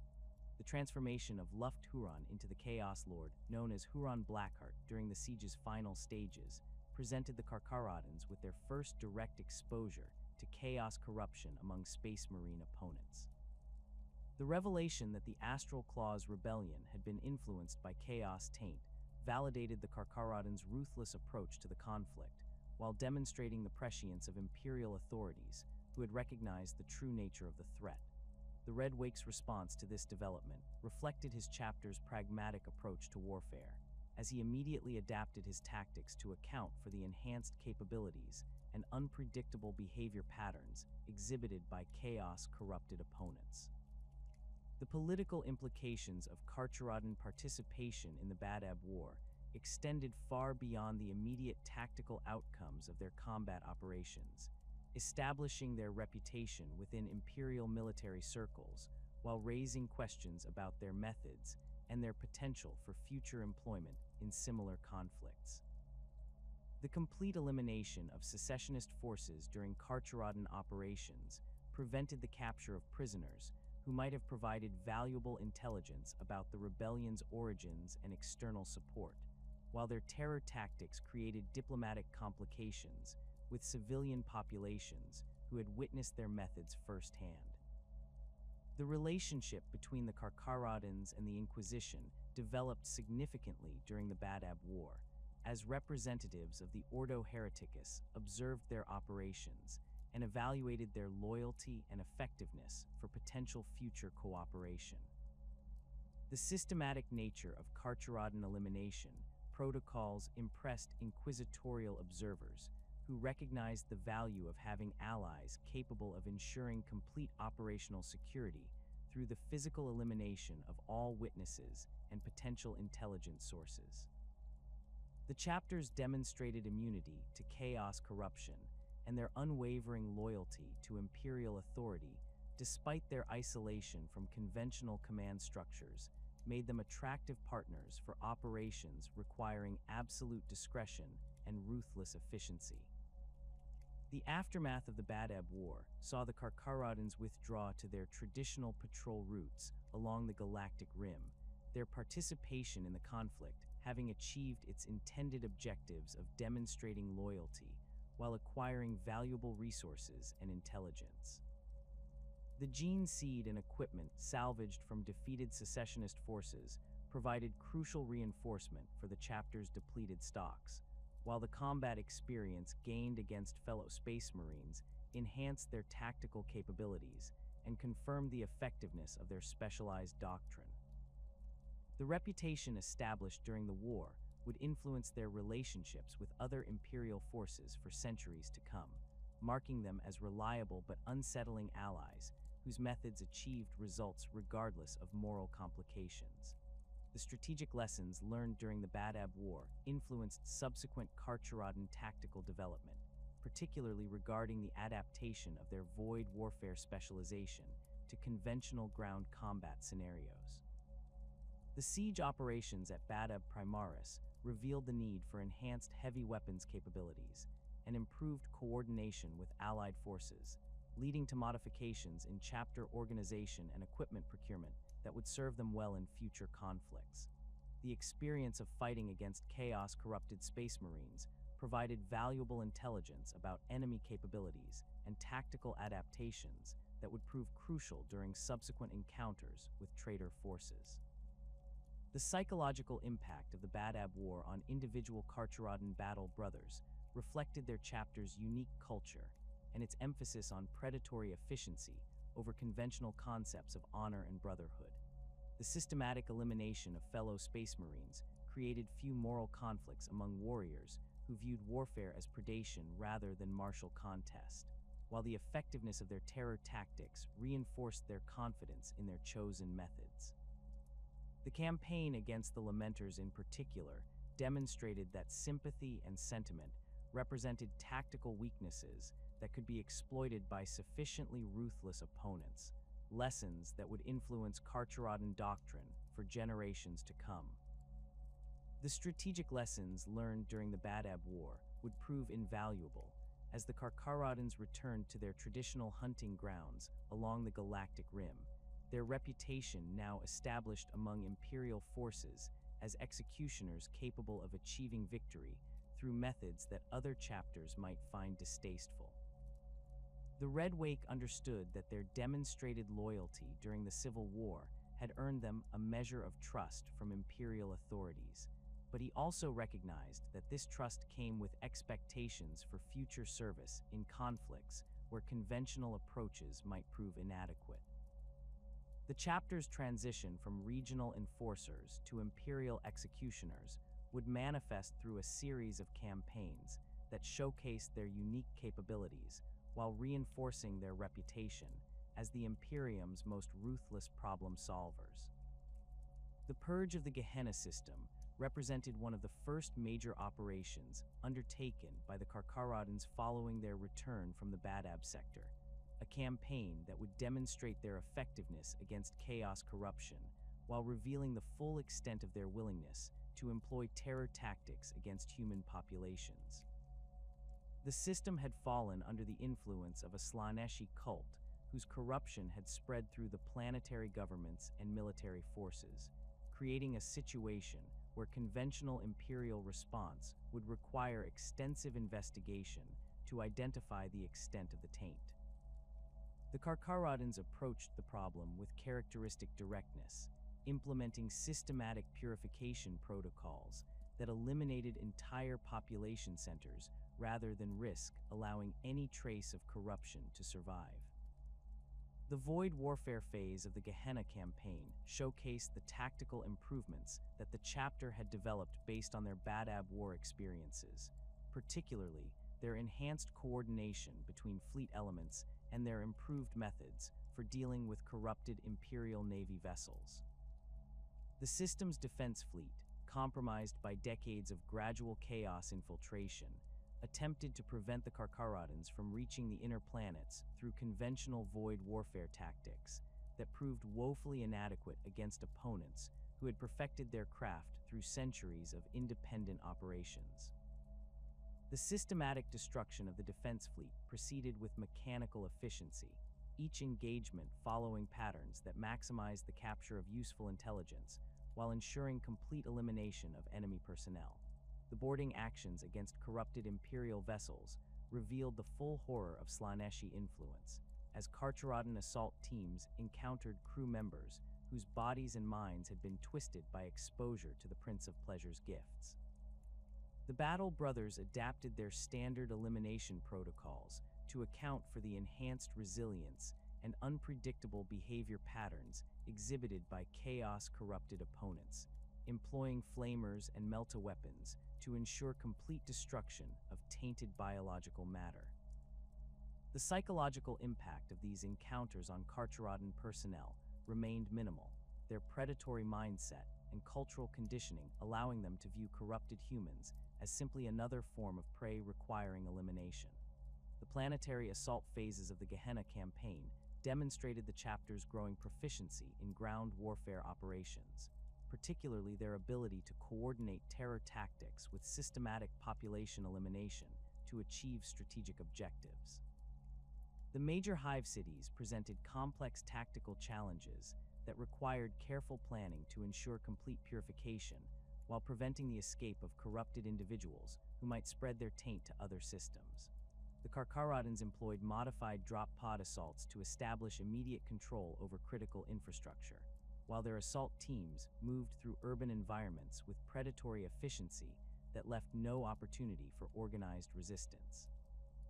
The elimination of civilian populations during the Gehenna campaign followed protocols that balanced tactical efficiency against the practical requirements of complete purification.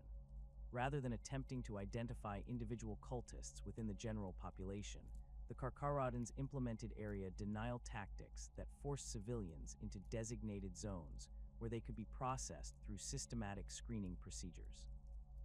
Those who showed any sign of chaos taint faced immediate execution, while even apparently clean individuals were subjected to additional verification processes that few survived. The thoroughness of these procedures ensured that no trace of corruption could survive to regenerate the cult's influence, though the methods employed violated numerous Imperial regulations regarding civilian protection. The Carcharodons' operations against the Word-Bearers' warband, known as the Crimson Apostles, provided their first sustained combat experience against Chaos Space Marines since the conclusion of the Badab War, revealing both the tactical adaptations they had developed and the particular hatred they harbored for traitor Astartes. The Word-Bearers had established a series of hidden bases throughout the Ghoul Stars region, using these facilities to coordinate raids against Imperial shipping while conducting dark rituals designed to weaken the barriers between real space and the warp.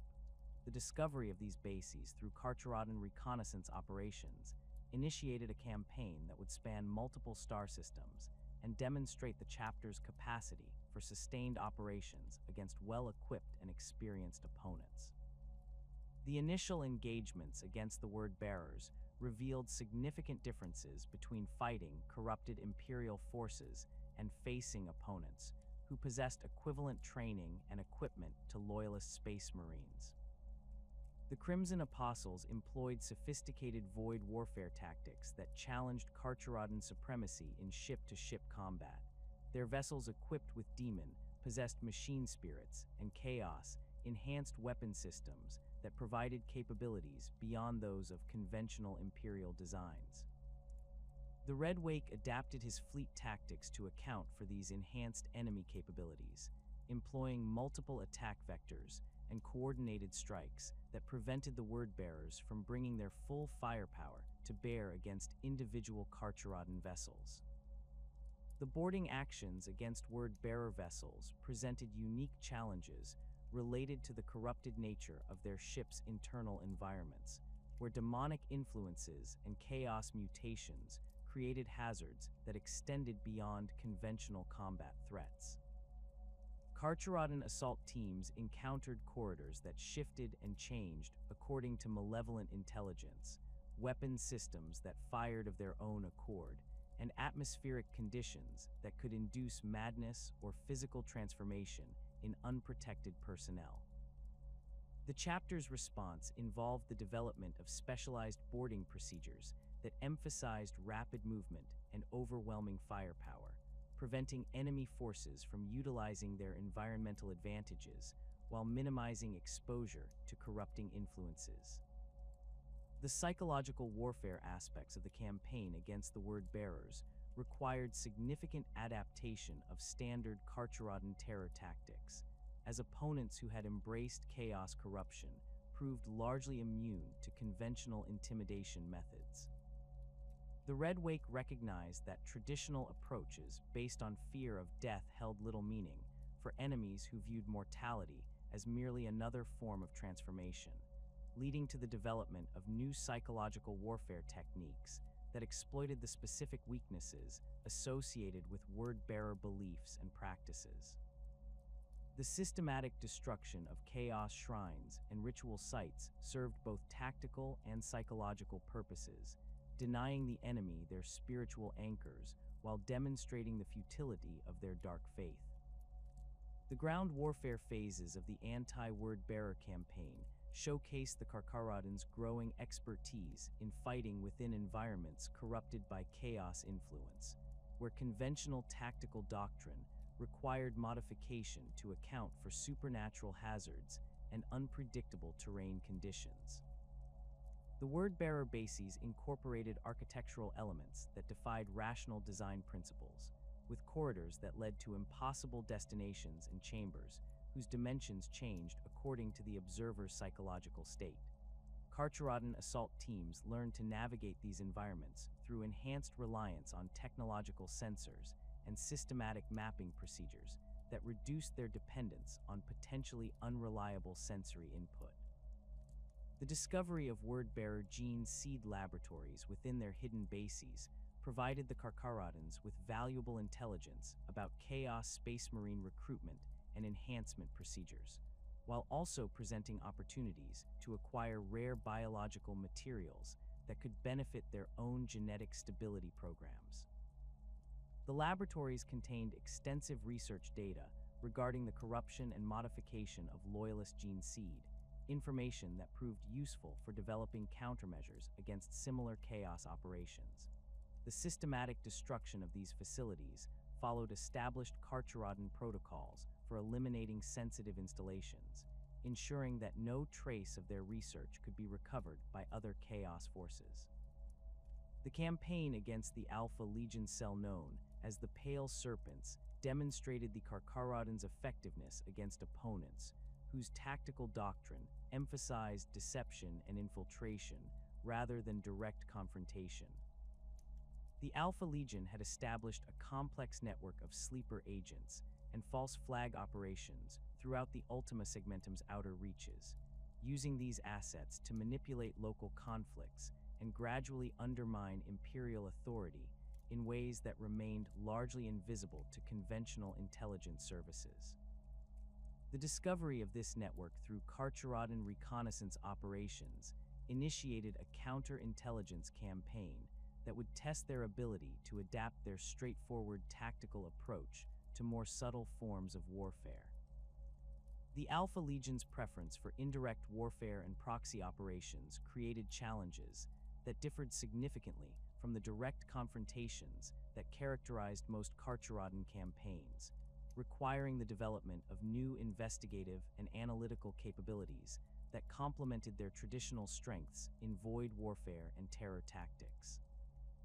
The Red Wake assigned his most experienced librarians to coordinate intelligence analysis efforts, their psychic abilities providing advantages in detecting deception and uncovering hidden connections that might escape conventional investigation methods. The systematic unraveling of Alpha Legion networks required patience and methodical investigation that tested the chapter's discipline and commitment to thorough operational procedures. The void warfare aspects of the anti-Alpha Legion campaign proved particularly challenging due to their opponent's preference for using captured or disguised vessels that appeared to be legitimate Imperial assets until the moment of engagement. The Carcharodons developed enhanced identification procedures that combined advanced sensor analysis with psychological profiling of crew behavior patterns, allowing them to detect subtle inconsistencies that revealed Alpha Legion infiltration. The boarding actions against these vessels required careful coordination to prevent the destruction of valuable intelligence, while ensuring that no enemy agents could escape to warn other cells of the ongoing counterintelligence operations. The elimination of Alpha Legion sleeper agents embedded within Imperial institutions required the Carcharodons to coordinate with local authorities while maintaining operational security that prevented the compromise of their own methods and capabilities. The chapter's approach emphasized rapid identification and elimination of suspected infiltrators, accepting the risk of occasional false positives in exchange for ensuring complete removal of enemy influence. The psychological impact of these operations on local populations created diplomatic complications, but the thoroughness of the purge ensured that Alpha Legion influence could not regenerate through surviving agents or sympathizers. The campaign against the Iron Warriors siege specialists, known as the Steel Ravagers, provided the Carcharodons with their most challenging opponent in terms of technological sophistication and tactical innovation. As these Chaos Space Marines had spent millennia perfecting siege warfare techniques that combined traditional Iron Warriors expertise with demon-enhanced capabilities. The Steel Ravagers had established a series of fortress worlds throughout the Ghoul Stars region, using these bases to conduct raids against Imperial shipping while developing new siege technologies that threatened to revolutionize chaos warfare capabilities. The Carcharodons' response required significant adaptation of their traditional tactics to meet opponents whose defensive capabilities exceeded those of conventional Imperial fortifications. The void warfare phases of the anti-Iron Warriors campaign revealed the limitations of Carcharodon fleet tactics when facing opponents who had fortified entire star systems with overlapping defensive networks and sophisticated early warning systems. The Steel Ravagers employed modified defense platforms and asteroid fortresses that provided firepower equivalent to capital ships while remaining effectively immune to conventional boarding actions. The Red Wake adapted his fleet deployment patterns to emphasize long-range harassment and systematic reduction of enemy defensive capabilities, accepting longer campaign durations in exchange for minimizing casualties among his limited personnel. The siege warfare aspects of the campaign against the Iron Warriors represented the most significant departure from traditional Carcharodon tactical doctrine, requiring the development of heavy weapons capabilities and siege equipment that the chapter had previously relied on allied forces to provide. The Steel Ravager fortifications incorporated demon-possessed defensive systems and self-repairing mechanisms that required specialized countermeasures beyond the scope of conventional Imperial siege warfare. The Carcharodons coordinated with Adeptus Mechanicus siege specialists to develop hybrid assault techniques that combine their terror tactics with technical expertise in fortress reduction. The underground warfare phases of the Anti-Iron Warriors campaign showcase the adaptability of Carcharodon battle brothers when operating in environments that differed significantly from their preferred void warfare scenarios. The Steel Ravager tunnel networks extended for kilometers beneath their fortress worlds, creating three-dimensional combat environments that required enhanced spatial awareness and modified equipment configurations. Carcharodon assault teams learned to fight effectively in confined underground spaces while maintaining their characteristic aggression and systematic elimination protocols, adapting their boarding shield techniques for tunnel warfare applications. The technological intelligence gathered during the Anti-Iron Warriors campaign provided valuable insights into chaos engineering capabilities and the potential threats posed by demon-enhanced military technology. The Steel Ravager's siege equipment incorporated design principles that violated fundamental Imperial understanding of physics and engineering, requiring extensive analysis by tech marines and mechanicus specialists to develop appropriate countermeasures. The systematic destruction of captured technology followed established protocols for dealing with potentially corrupting influences, ensuring that dangerous innovations could not be reverse engineered by Imperial forces lacking adequate protective measures. The long-term strategic impact of these campaigns against various chaos forces established the Carcharodons as the Imperium's premier anti-chaos specialists. Their demonstrated effectiveness against corrupted space marines and their immunity to psychological warfare, making them invaluable assets for operations requiring absolute reliability and ruthless efficiency.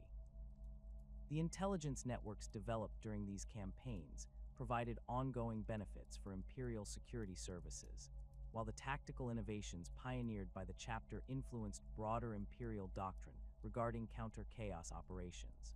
The reputation earned through these victories would influence their relationships with other Imperial forces for centuries to come, marking them as specialists whose unique capabilities justified their unconventional methods and independent operational status. The reputation earned through their campaigns against chaos forces would prove both blessing and burden for the Carcharodons as they navigated the complex web of relationships that defined their standing within the broader Imperial military structure.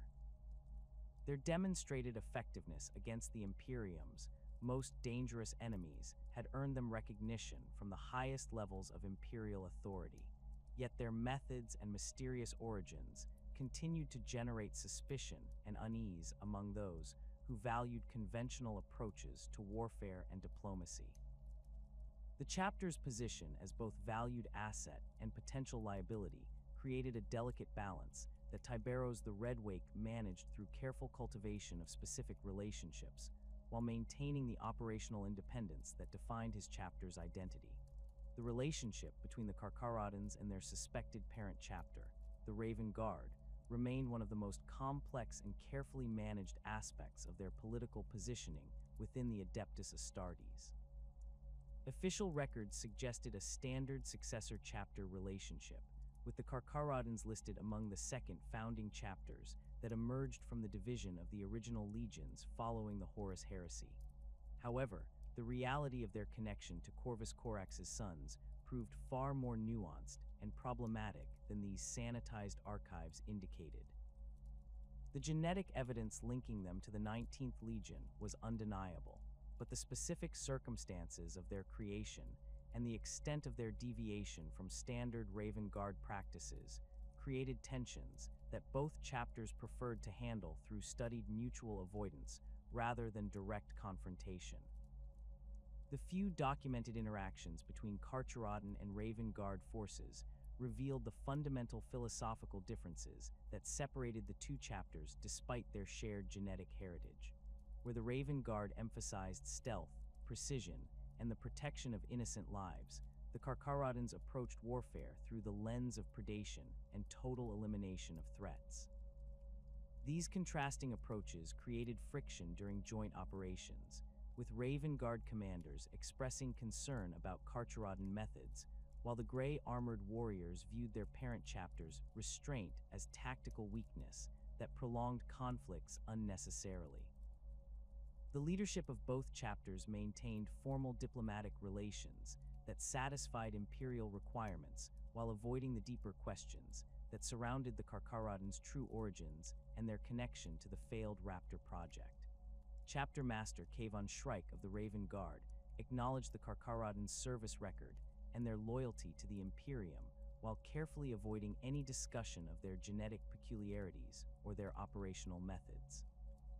Tiberos reciprocated this diplomatic distance, recognizing that closer examination of their relationship might reveal uncomfortable truths about his chapter's origins that could compromise their operational independence. The gene seed sharing protocols that typically characterized relationships between parent and successor chapters remained notably absent from Carcharodon Raven Guard interactions, a situation that reflected both practical limitations and political sensitivities. The degraded nature of Carcharodon gene seed made it unsuitable for use by other chapters, while the Raven Guard's own genetic stability issues prevented them from providing replacement material that might address their successors' biological challenges. This mutual genetic isolation reinforced the practical separation between the chapters while providing convenient justification for their limited cooperation.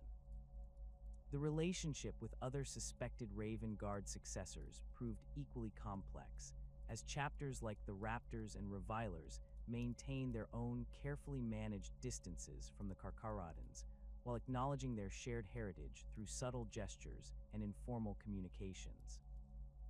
These relationships operated through networks of individual contacts rather than official chapter-to-chapter diplomacy, allowing for limited intelligence sharing and coordination without creating formal alliances that might attract unwanted scrutiny from Imperial authorities. The Raptors, in particular, demonstrated understanding of the Carcharodons' operational methods while maintaining sufficient distance to avoid association with their more controversial practices. The interactions between the Carcharodons and the Inquisition represented one of the most crucial relationships in determining the chapter's long-term survival and operational freedom within the Imperial structure. The systematic nature of Carcharodon elimination protocols and their demonstrated immunity to chaos corruption had attracted attention from multiple inquisitorial ordos, each seeking to evaluate the chapter's potential utility for their own specialized missions. The Ordo Hereticus proved particularly interested in the Carcharodons' effectiveness against corrupted Imperial forces, while the Ordo Xenos recognized their value as specialists capable of eliminating alien threats without the moral complications that might hinder other chapters. Inquisitor Werner Hestian of the Ordo Hereticus had established the most significant working relationship with the Carcharodons, his pragmatic approach to heresy elimination aligning well with their systematic methods and their willingness to accept morally ambiguous missions. Hestian recognized that the Carcharodons' isolation from conventional Imperial command structures made them ideal agents for operations requiring absolute discretion and complete elimination of witnesses. Their reputation for leaving no survivors ensured that sensitive information could not be compromised through prisoner interrogation or survivor testimony, while their loyalty to the Imperium remained unquestioned despite their unconventional methods. The missions assigned to the Carcharodons through inquisitorial channels typically involved the elimination of threats that conventional Imperial forces might find difficult to address due to political complications or moral constraints. The purge of corrupted noble houses, the elimination of heretical cults within Imperial institutions, and the systematic cleansing of populations exposed to chaos taint represented the type of operations where Carcharodon methods proved most valuable. These assignments allowed the chapter to demonstrate their loyalty while acquiring resources and intelligence that supported their independent operations in the Galactic Rim. The relationship with Inquisitor Silas Kryn of the Ordo Xenos developed through their shared interest in eliminating alien threats that posed existential dangers to human populations. Kryn appreciated the Carcharodons' willingness to employ whatever methods proved necessary to achieve complete elimination of Xenos threats, without the concerns about collateral damage or civilian casualties that might limit other chapters' effectiveness. The systematic nature of Carcharodon operations ensured that alien contamination could not spread through surviving specimens or infected human populations, making them ideal agents for containment operations where absolute sterilization was required. The intelligence-sharing arrangements between the Carcharodons and various inquisitorial agents provided mutual benefits that strengthened both parties' operational capabilities. The chapter's extensive patrol operations in the Galactic Rim generated valuable intelligence about Chaos and Xenos activities in regions where conventional Imperial intelligence networks proved inadequate, while inquisitorial resources provided the Carcharodons with access to advanced equipment and specialized knowledge that enhanced their combat effectiveness. These arrangements remained deliberately informal to maintain operational security, while avoiding the bureaucratic oversight that might compromise the flexibility both parties valued. The standing of the Carcharodons with the High Lords of Terra reflected the complex calculations that governed Imperial policy regarding Space Marine chapters, whose methods violated conventional military doctrine while achieving undeniable results. The Senatorum Imperialis recognized the chapter's value as specialists capable of handling problems that other forces might find intractable, but their systematic elimination of entire populations and their disregard for conventional rules of engagement created political complications that required careful management. The High Lord's approach involved maintaining official distance from Carcharodon operations, while ensuring that the chapter remained available for missions requiring their unique capabilities. The Lord Commander Militant of the Astra Militarum maintained a particularly complex relationship with the Carcharodons, recognizing their effectiveness in joint operations while expressing concern about their impact on Imperial Guard morale and their tendency to eliminate potential intelligence sources through their no survivors policies.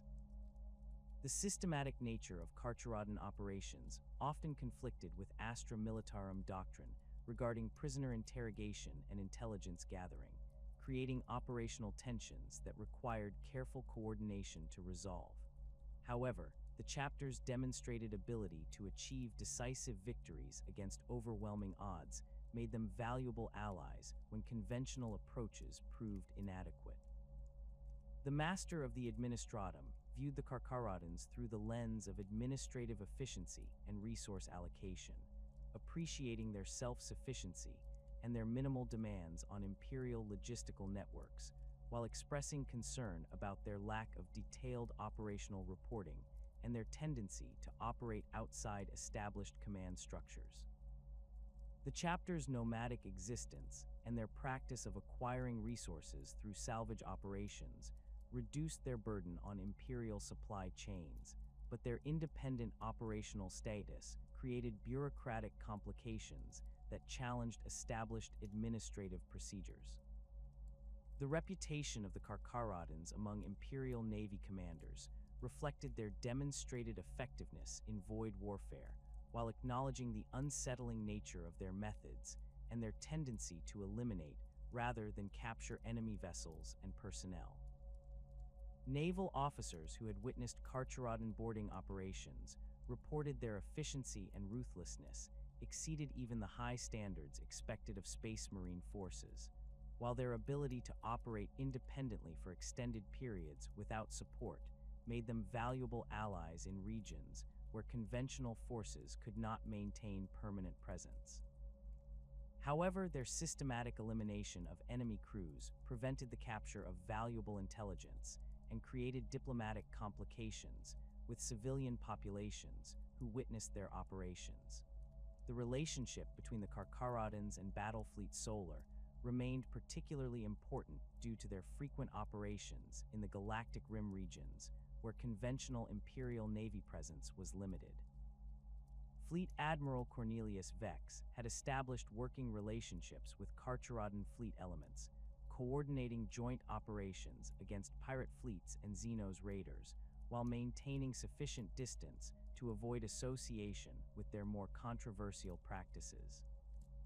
These arrangements provided mutual benefits, with the Carcharodons offering specialized void warfare capabilities, while Imperial Navy forces supplied heavy firepower and logistical support that complemented the chapter's more limited resources. The isolation of the Carcharodons from other Space Marine chapters represented both a conscious choice and a practical necessity, driven by the fundamental differences between their operational methods and the conventional approaches favored by most Astartes forces. Their systematic elimination of enemies and their disregard for traditional concepts of honor in warfare created philosophical barriers that made meaningful cooperation difficult with chapters that valued conventional military virtues. The Carcharodons' reputation for terror tactics and their willingness to employ methods that other chapters might consider dishonorable reinforced their isolation, while providing them with the operational independence they required to function effectively. The few chapters that maintained working relationships with the Carcharodons typically shared similar pragmatic approaches to warfare or operated in environments where conventional methods proved inadequate. The Minotaurs demonstrated the greatest compatibility with Carcharodon methods, their own reputation for ruthless efficiency and unquestioning obedience to Imperial authority, creating natural synergies during joint operations. Chapter Master Asterian Moloch recognized the value of allies who shared his commitment to achieving victory regardless of moral complications, while Tiberos appreciated working alongside warriors who understood the necessities of total warfare. The Red Scorpions maintained professional relationships with the Carcharodons while expressing reservations about their methods and their apparent disregard for the Codex Astartes principles that governed conventional Space Marine operations. Chapter Master Carib Culm acknowledged their effectiveness while maintaining sufficient distance to avoid association with their more controversial practices. These interactions typically occurred during large-scale operations, where multiple chapters coordinated their efforts against common enemies, with each force operating according to their own tactical doctrines, while maintaining minimal communication necessary for strategic coordination. The reasons for the Carcharodons' self-imposed exile from conventional Imperial military structures reflected both practical necessities and philosophical choices that had evolved over millennia of independent operations. Their degraded gene seed and their systematic elimination methods made them unsuitable for integration with conventional Imperial forces, while their effectiveness as specialists required operational independence that would be compromised by closer oversight from Imperial authorities. The chapter's leadership recognized that their unique capabilities required unique operational parameters that could only be maintained through careful management of their relationships with other Imperial institutions. The psychological factors that reinforced Carcharodon isolation included their predatory mindset and their cultural practices that emphasized hunting and elimination over the martial honor and brotherhood concepts that characterized most Space Marine chapters. Their scarification rituals, trophy-taking practices, and death cult traditions created cultural barriers that made meaningful integration with other chapters difficult even when tactical cooperation proved necessary. The Carcharodons viewed themselves as apex predators operating outside conventional social structures, a perspective that reinforced their isolation while providing psychological justification for their methods. The operational advantages provided by their isolation included freedom from bureaucratic oversight that might limit their tactical flexibility and independence from supply chains that could be disrupted by enemy action or political complications. Their self-sufficiency and their ability to acquire resources through salvage operations allowed them to maintain operational effectiveness in regions where conventional Imperial forces might struggle to operate, while their reputation for ruthless efficiency provided psychological advantages that extended their effective reach beyond their actual numbers. The strategic implications of Carcharodon isolation for the broader Imperial military structure reflected both the benefits and risks associated with maintaining specialized forces that operated outside conventional command hierarchies. Their effectiveness against threats that conventional forces might find intractable provided valuable capabilities that justified their independent status, while their methods and their mysterious origins created potential security risks that required careful monitoring. The balance between utilizing their capabilities and managing the risks they represented required ongoing attention from Imperial authorities who recognized both their value and their potential dangers. The future prospects for Carcharodon relationships within the Imperial structure would face their most severe test with the dawn of the era Indomitus and the galaxy-spanning upheavals that followed the Great Rift's emergence. The massive warp storm that split the galaxy in half created new challenges and opportunities for a chapter already adapted to operating in the dangerous frontier regions where conventional Imperial authority held tenuous sway. As the Cicatrix Maledictum carved its path across the stars, the Carcharodons found themselves positioned at the epicenter of conflicts that would determine not only their own survival, but their continued relevance in an Imperium transformed by Robute Guilliman's return and the introduction of Primaris space marine technology. The chapter's current strength reflects the accumulated toll of millennia spent operating in the galaxy's most hostile environments, their numbers reduced to approximately 700 battle brothers distributed across their fleet assets and various operational theaters. This figure represents a significant decline from the theoretical 1,000-strong establishment that most chapters maintain, a reduction driven primarily by the ongoing degradation of their gene seed and the increasingly difficult recruitment conditions they face in the Outer Dark. The apothecaries aboard the Nicker report failure rates exceeding 60% during gene seed implantation procedures, with many organs simply refusing to take hold in otherwise suitable candidates. The succinate membrane remains completely non-functional in all battle brothers, while the Becher's gland shows signs of progressive deterioration that threatens to eliminate its limited functionality within the next few centuries. The Laraman's organ presence perhaps the most immediate concern for chapter survival, as its reduced effectiveness has led to increased casualty rates during boarding actions and void warfare operations, where rapid wound sealing proves crucial for survival in vacuum conditions. Battle brothers who would previously have survived moderate injuries now require extensive medical intervention, placing additional strain on the chapter's limited apothecary resources and reducing their operational tempo. The Neuroglottis shows irregular functionality across different battle brothers, creating inconsistencies in their ability to detect toxins and analyze environmental conditions through sensory input. These biological failures force the Carcharodons to rely increasingly on technological augmentation and external medical support systems that consume valuable resources and reduce their self-sufficiency.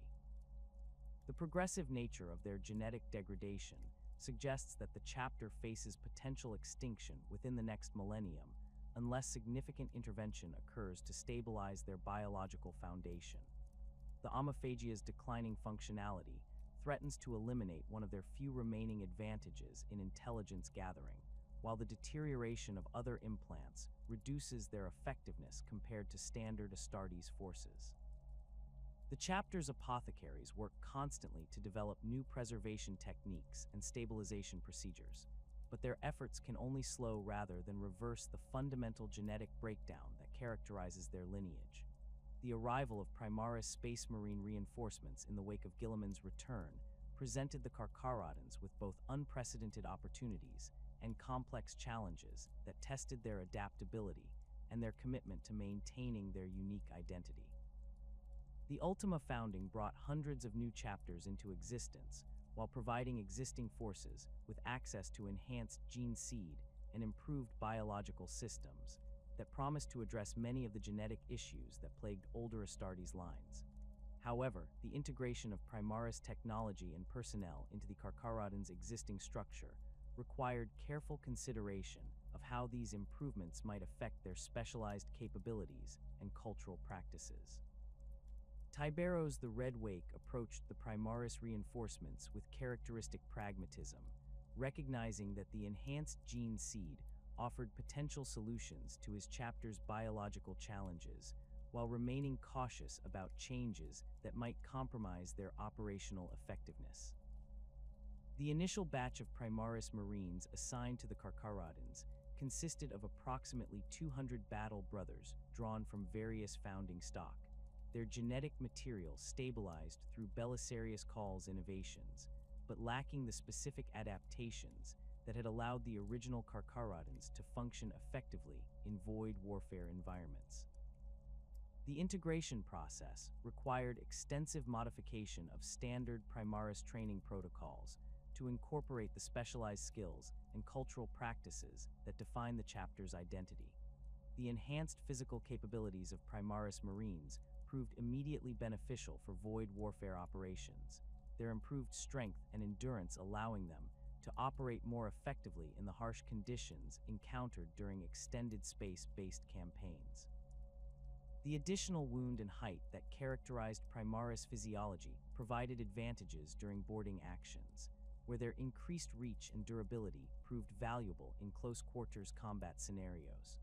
However, their larger size also created challenges for equipment compatibility and movement through the confined spaces of ship corridors and maintenance passages, where much Carcharodon combat occurred. The most significant benefit of Primaris integration involved the stabilization of gene seed degradation through the introduction of enhanced progenitor glands that produced more reliable genetic material for future implantation procedures. The success rate for new recruits improved dramatically when using Primaris-derived gene seed, with failure rates dropping to levels comparable to those experienced by other chapters. The succinate membrane remained non-functional even in Primaris battle brothers, suggesting that this deficiency represented a fundamental characteristic of the Carcharodon lineage rather than simple genetic degradation. However, other organs showed improved functionality that partially compensated for their traditional weaknesses. The cultural integration of Primaris Marines into Carcharodon traditions required careful management to ensure that new battle brothers understood and embraced the predatory philosophy that defined the chapter's approach to warfare. The scarification rituals and trophy-taking practices that marked full membership in the chapter posed particular challenges for Primaris Marines, whose enhanced healing capabilities made traditional scarring techniques less effective. The chapter's artificers developed modified scarification tools and techniques that could create permanent markings on Primaris physiology, while the ritual significance of these practices was emphasized through intensive cultural indoctrination programs. The adaptation of Primaris equipment for Carcharodon use required extensive modification to incorporate the specialized capabilities needed for void warfare operations. Primaris power armor proved superior to standard Astartes patterns in many respects, but its design philosophy emphasized conventional ground warfare rather than the three-dimensional combat environments where the Carcharodons excelled. The chapter's tech marines worked closely with their Mechanicus allies to develop hybrid armor configurations that combined Primaris durability with the enhanced life support systems and maneuverability features essential for void operations. The integration of Primaris vehicles and weapon systems proceeded more smoothly, as their enhanced capabilities proved immediately beneficial for the chapter's operational requirements. Primaris repulsors provided improved transport capacity and firepower compared to standard Rhino chassis, while their anti-gravity propulsion systems proved advantageous for operations in low-gravity environments and aboard space stations where conventional tracked vehicles might struggle. The enhanced range and accuracy of Primaris weapons complemented the chapter's preference for precision strikes and systematic elimination of enemy forces. The continued operations of the Carcharodons in the Galactic Rim during the era Indomitus reflected both the increased threats posed by the Great Rift's emergence and the opportunities created by the chaos that followed its opening. The massive warp storm disrupted conventional Imperial supply lines and communication networks while creating new hunting grounds where pirate fleets, Chaos warbands, and Xenos raiders operated with increased boldness.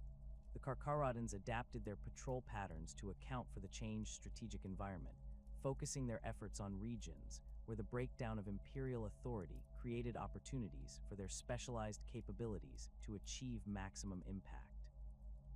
The emergence of new chaos threats from the Great Rift required adaptation of Carcharodon tactics to deal with demon-enhanced enemies and reality warping phenomena that exceeded their previous experience. The systematic elimination protocols that had proven effective against conventional chaos forces required modification to account for enemies that could regenerate from apparent destruction or whose presence could corrupt the physical environment around them. The chapter's librarians played increasingly important roles in these operations, their psychic abilities providing crucial capabilities for detecting and countering supernatural threats that conventional weapons could not address. The increased Xenos activity following the Great Rift's opening provided the Carcharodons with numerous opportunities to demonstrate their effectiveness against alien threats while acquiring valuable resources through salvage operations. Ork-Wyags that emerged from the galactic rim's poorly defended regions found themselves facing systematic elimination by Carcharodon forces, whose terror tactics proved particularly effective against greenskin psychology.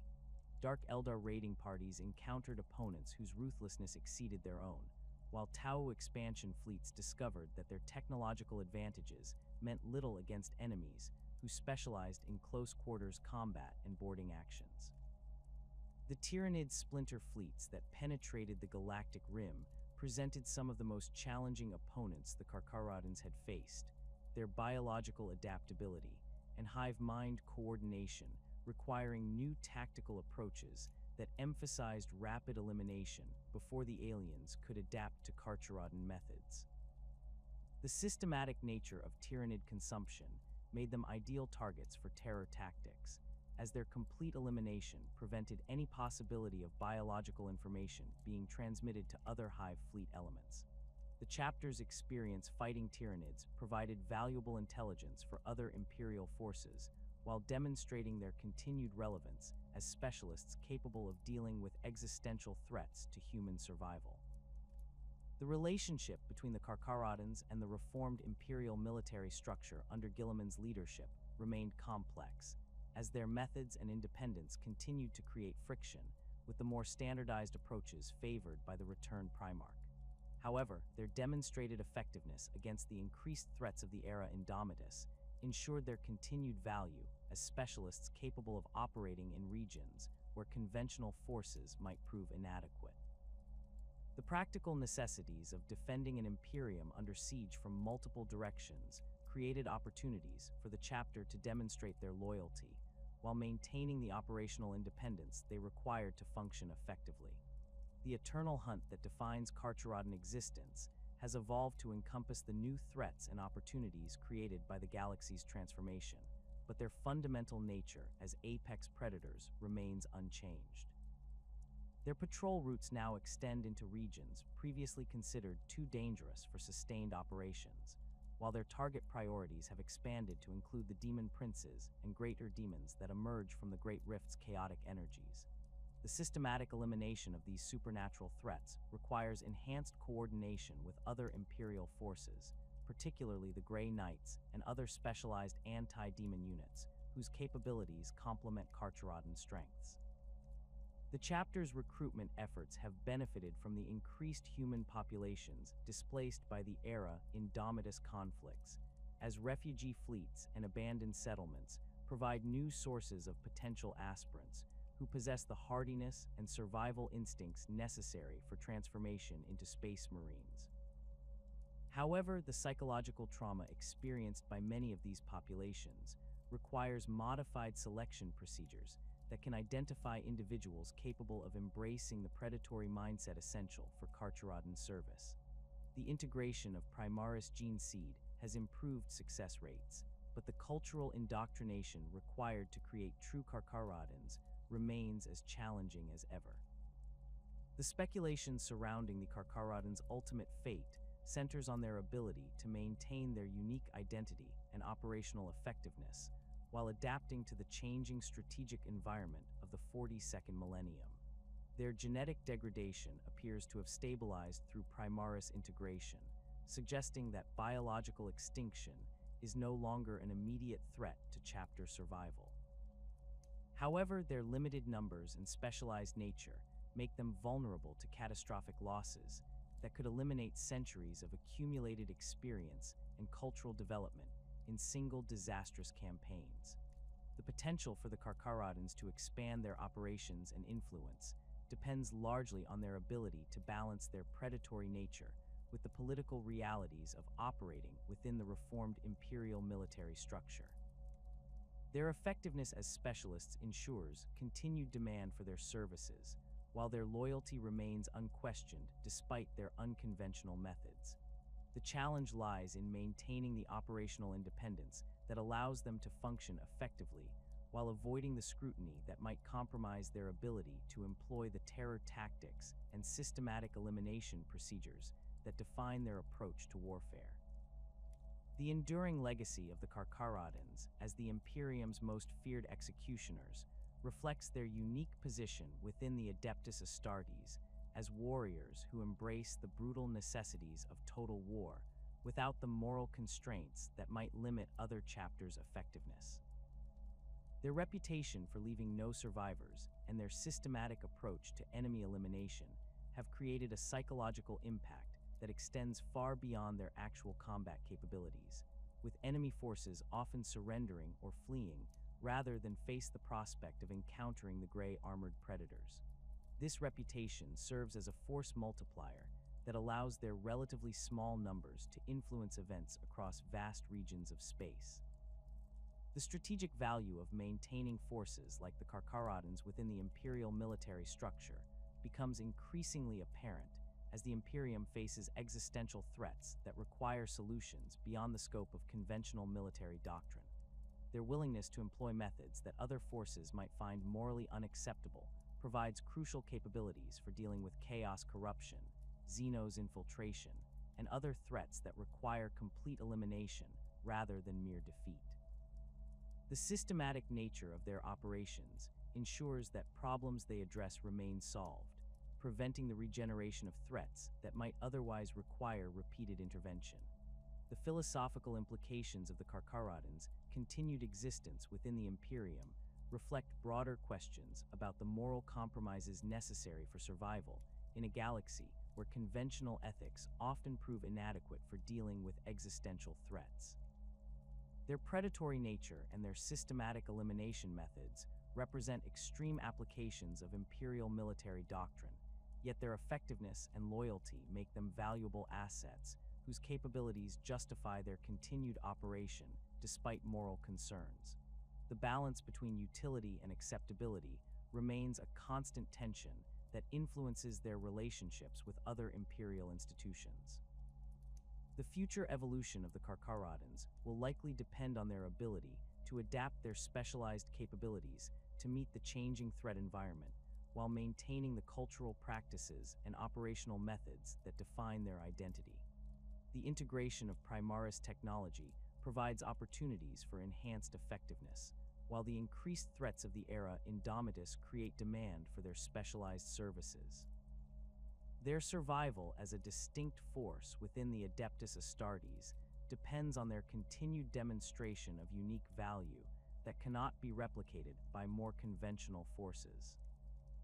As the 42nd millennium progresses and the Imperium faces challenges that test the limits of human endurance and moral flexibility, the Carcharodons stand ready to serve as the apex predators of the void, their gray armored forms moving through the darkness between stars in eternal pursuit of the enemies that threaten humanity's survival. Their legacy as executioners and their reputation for ruthless efficiency ensure that they will remain among the Imperium's most feared and effective weapons, predators eternal in service to the species they have sworn to protect through any means necessary. In the grim darkness of the far future, where there is only war, the Carcharodons represent the ultimate expression of humanity's willingness to embrace whatever methods prove necessary for survival. Their shark-toothed grins hidden behind ceramite faceplates as they hunt through the void in search of prey that threatens the Imperium's continued existence.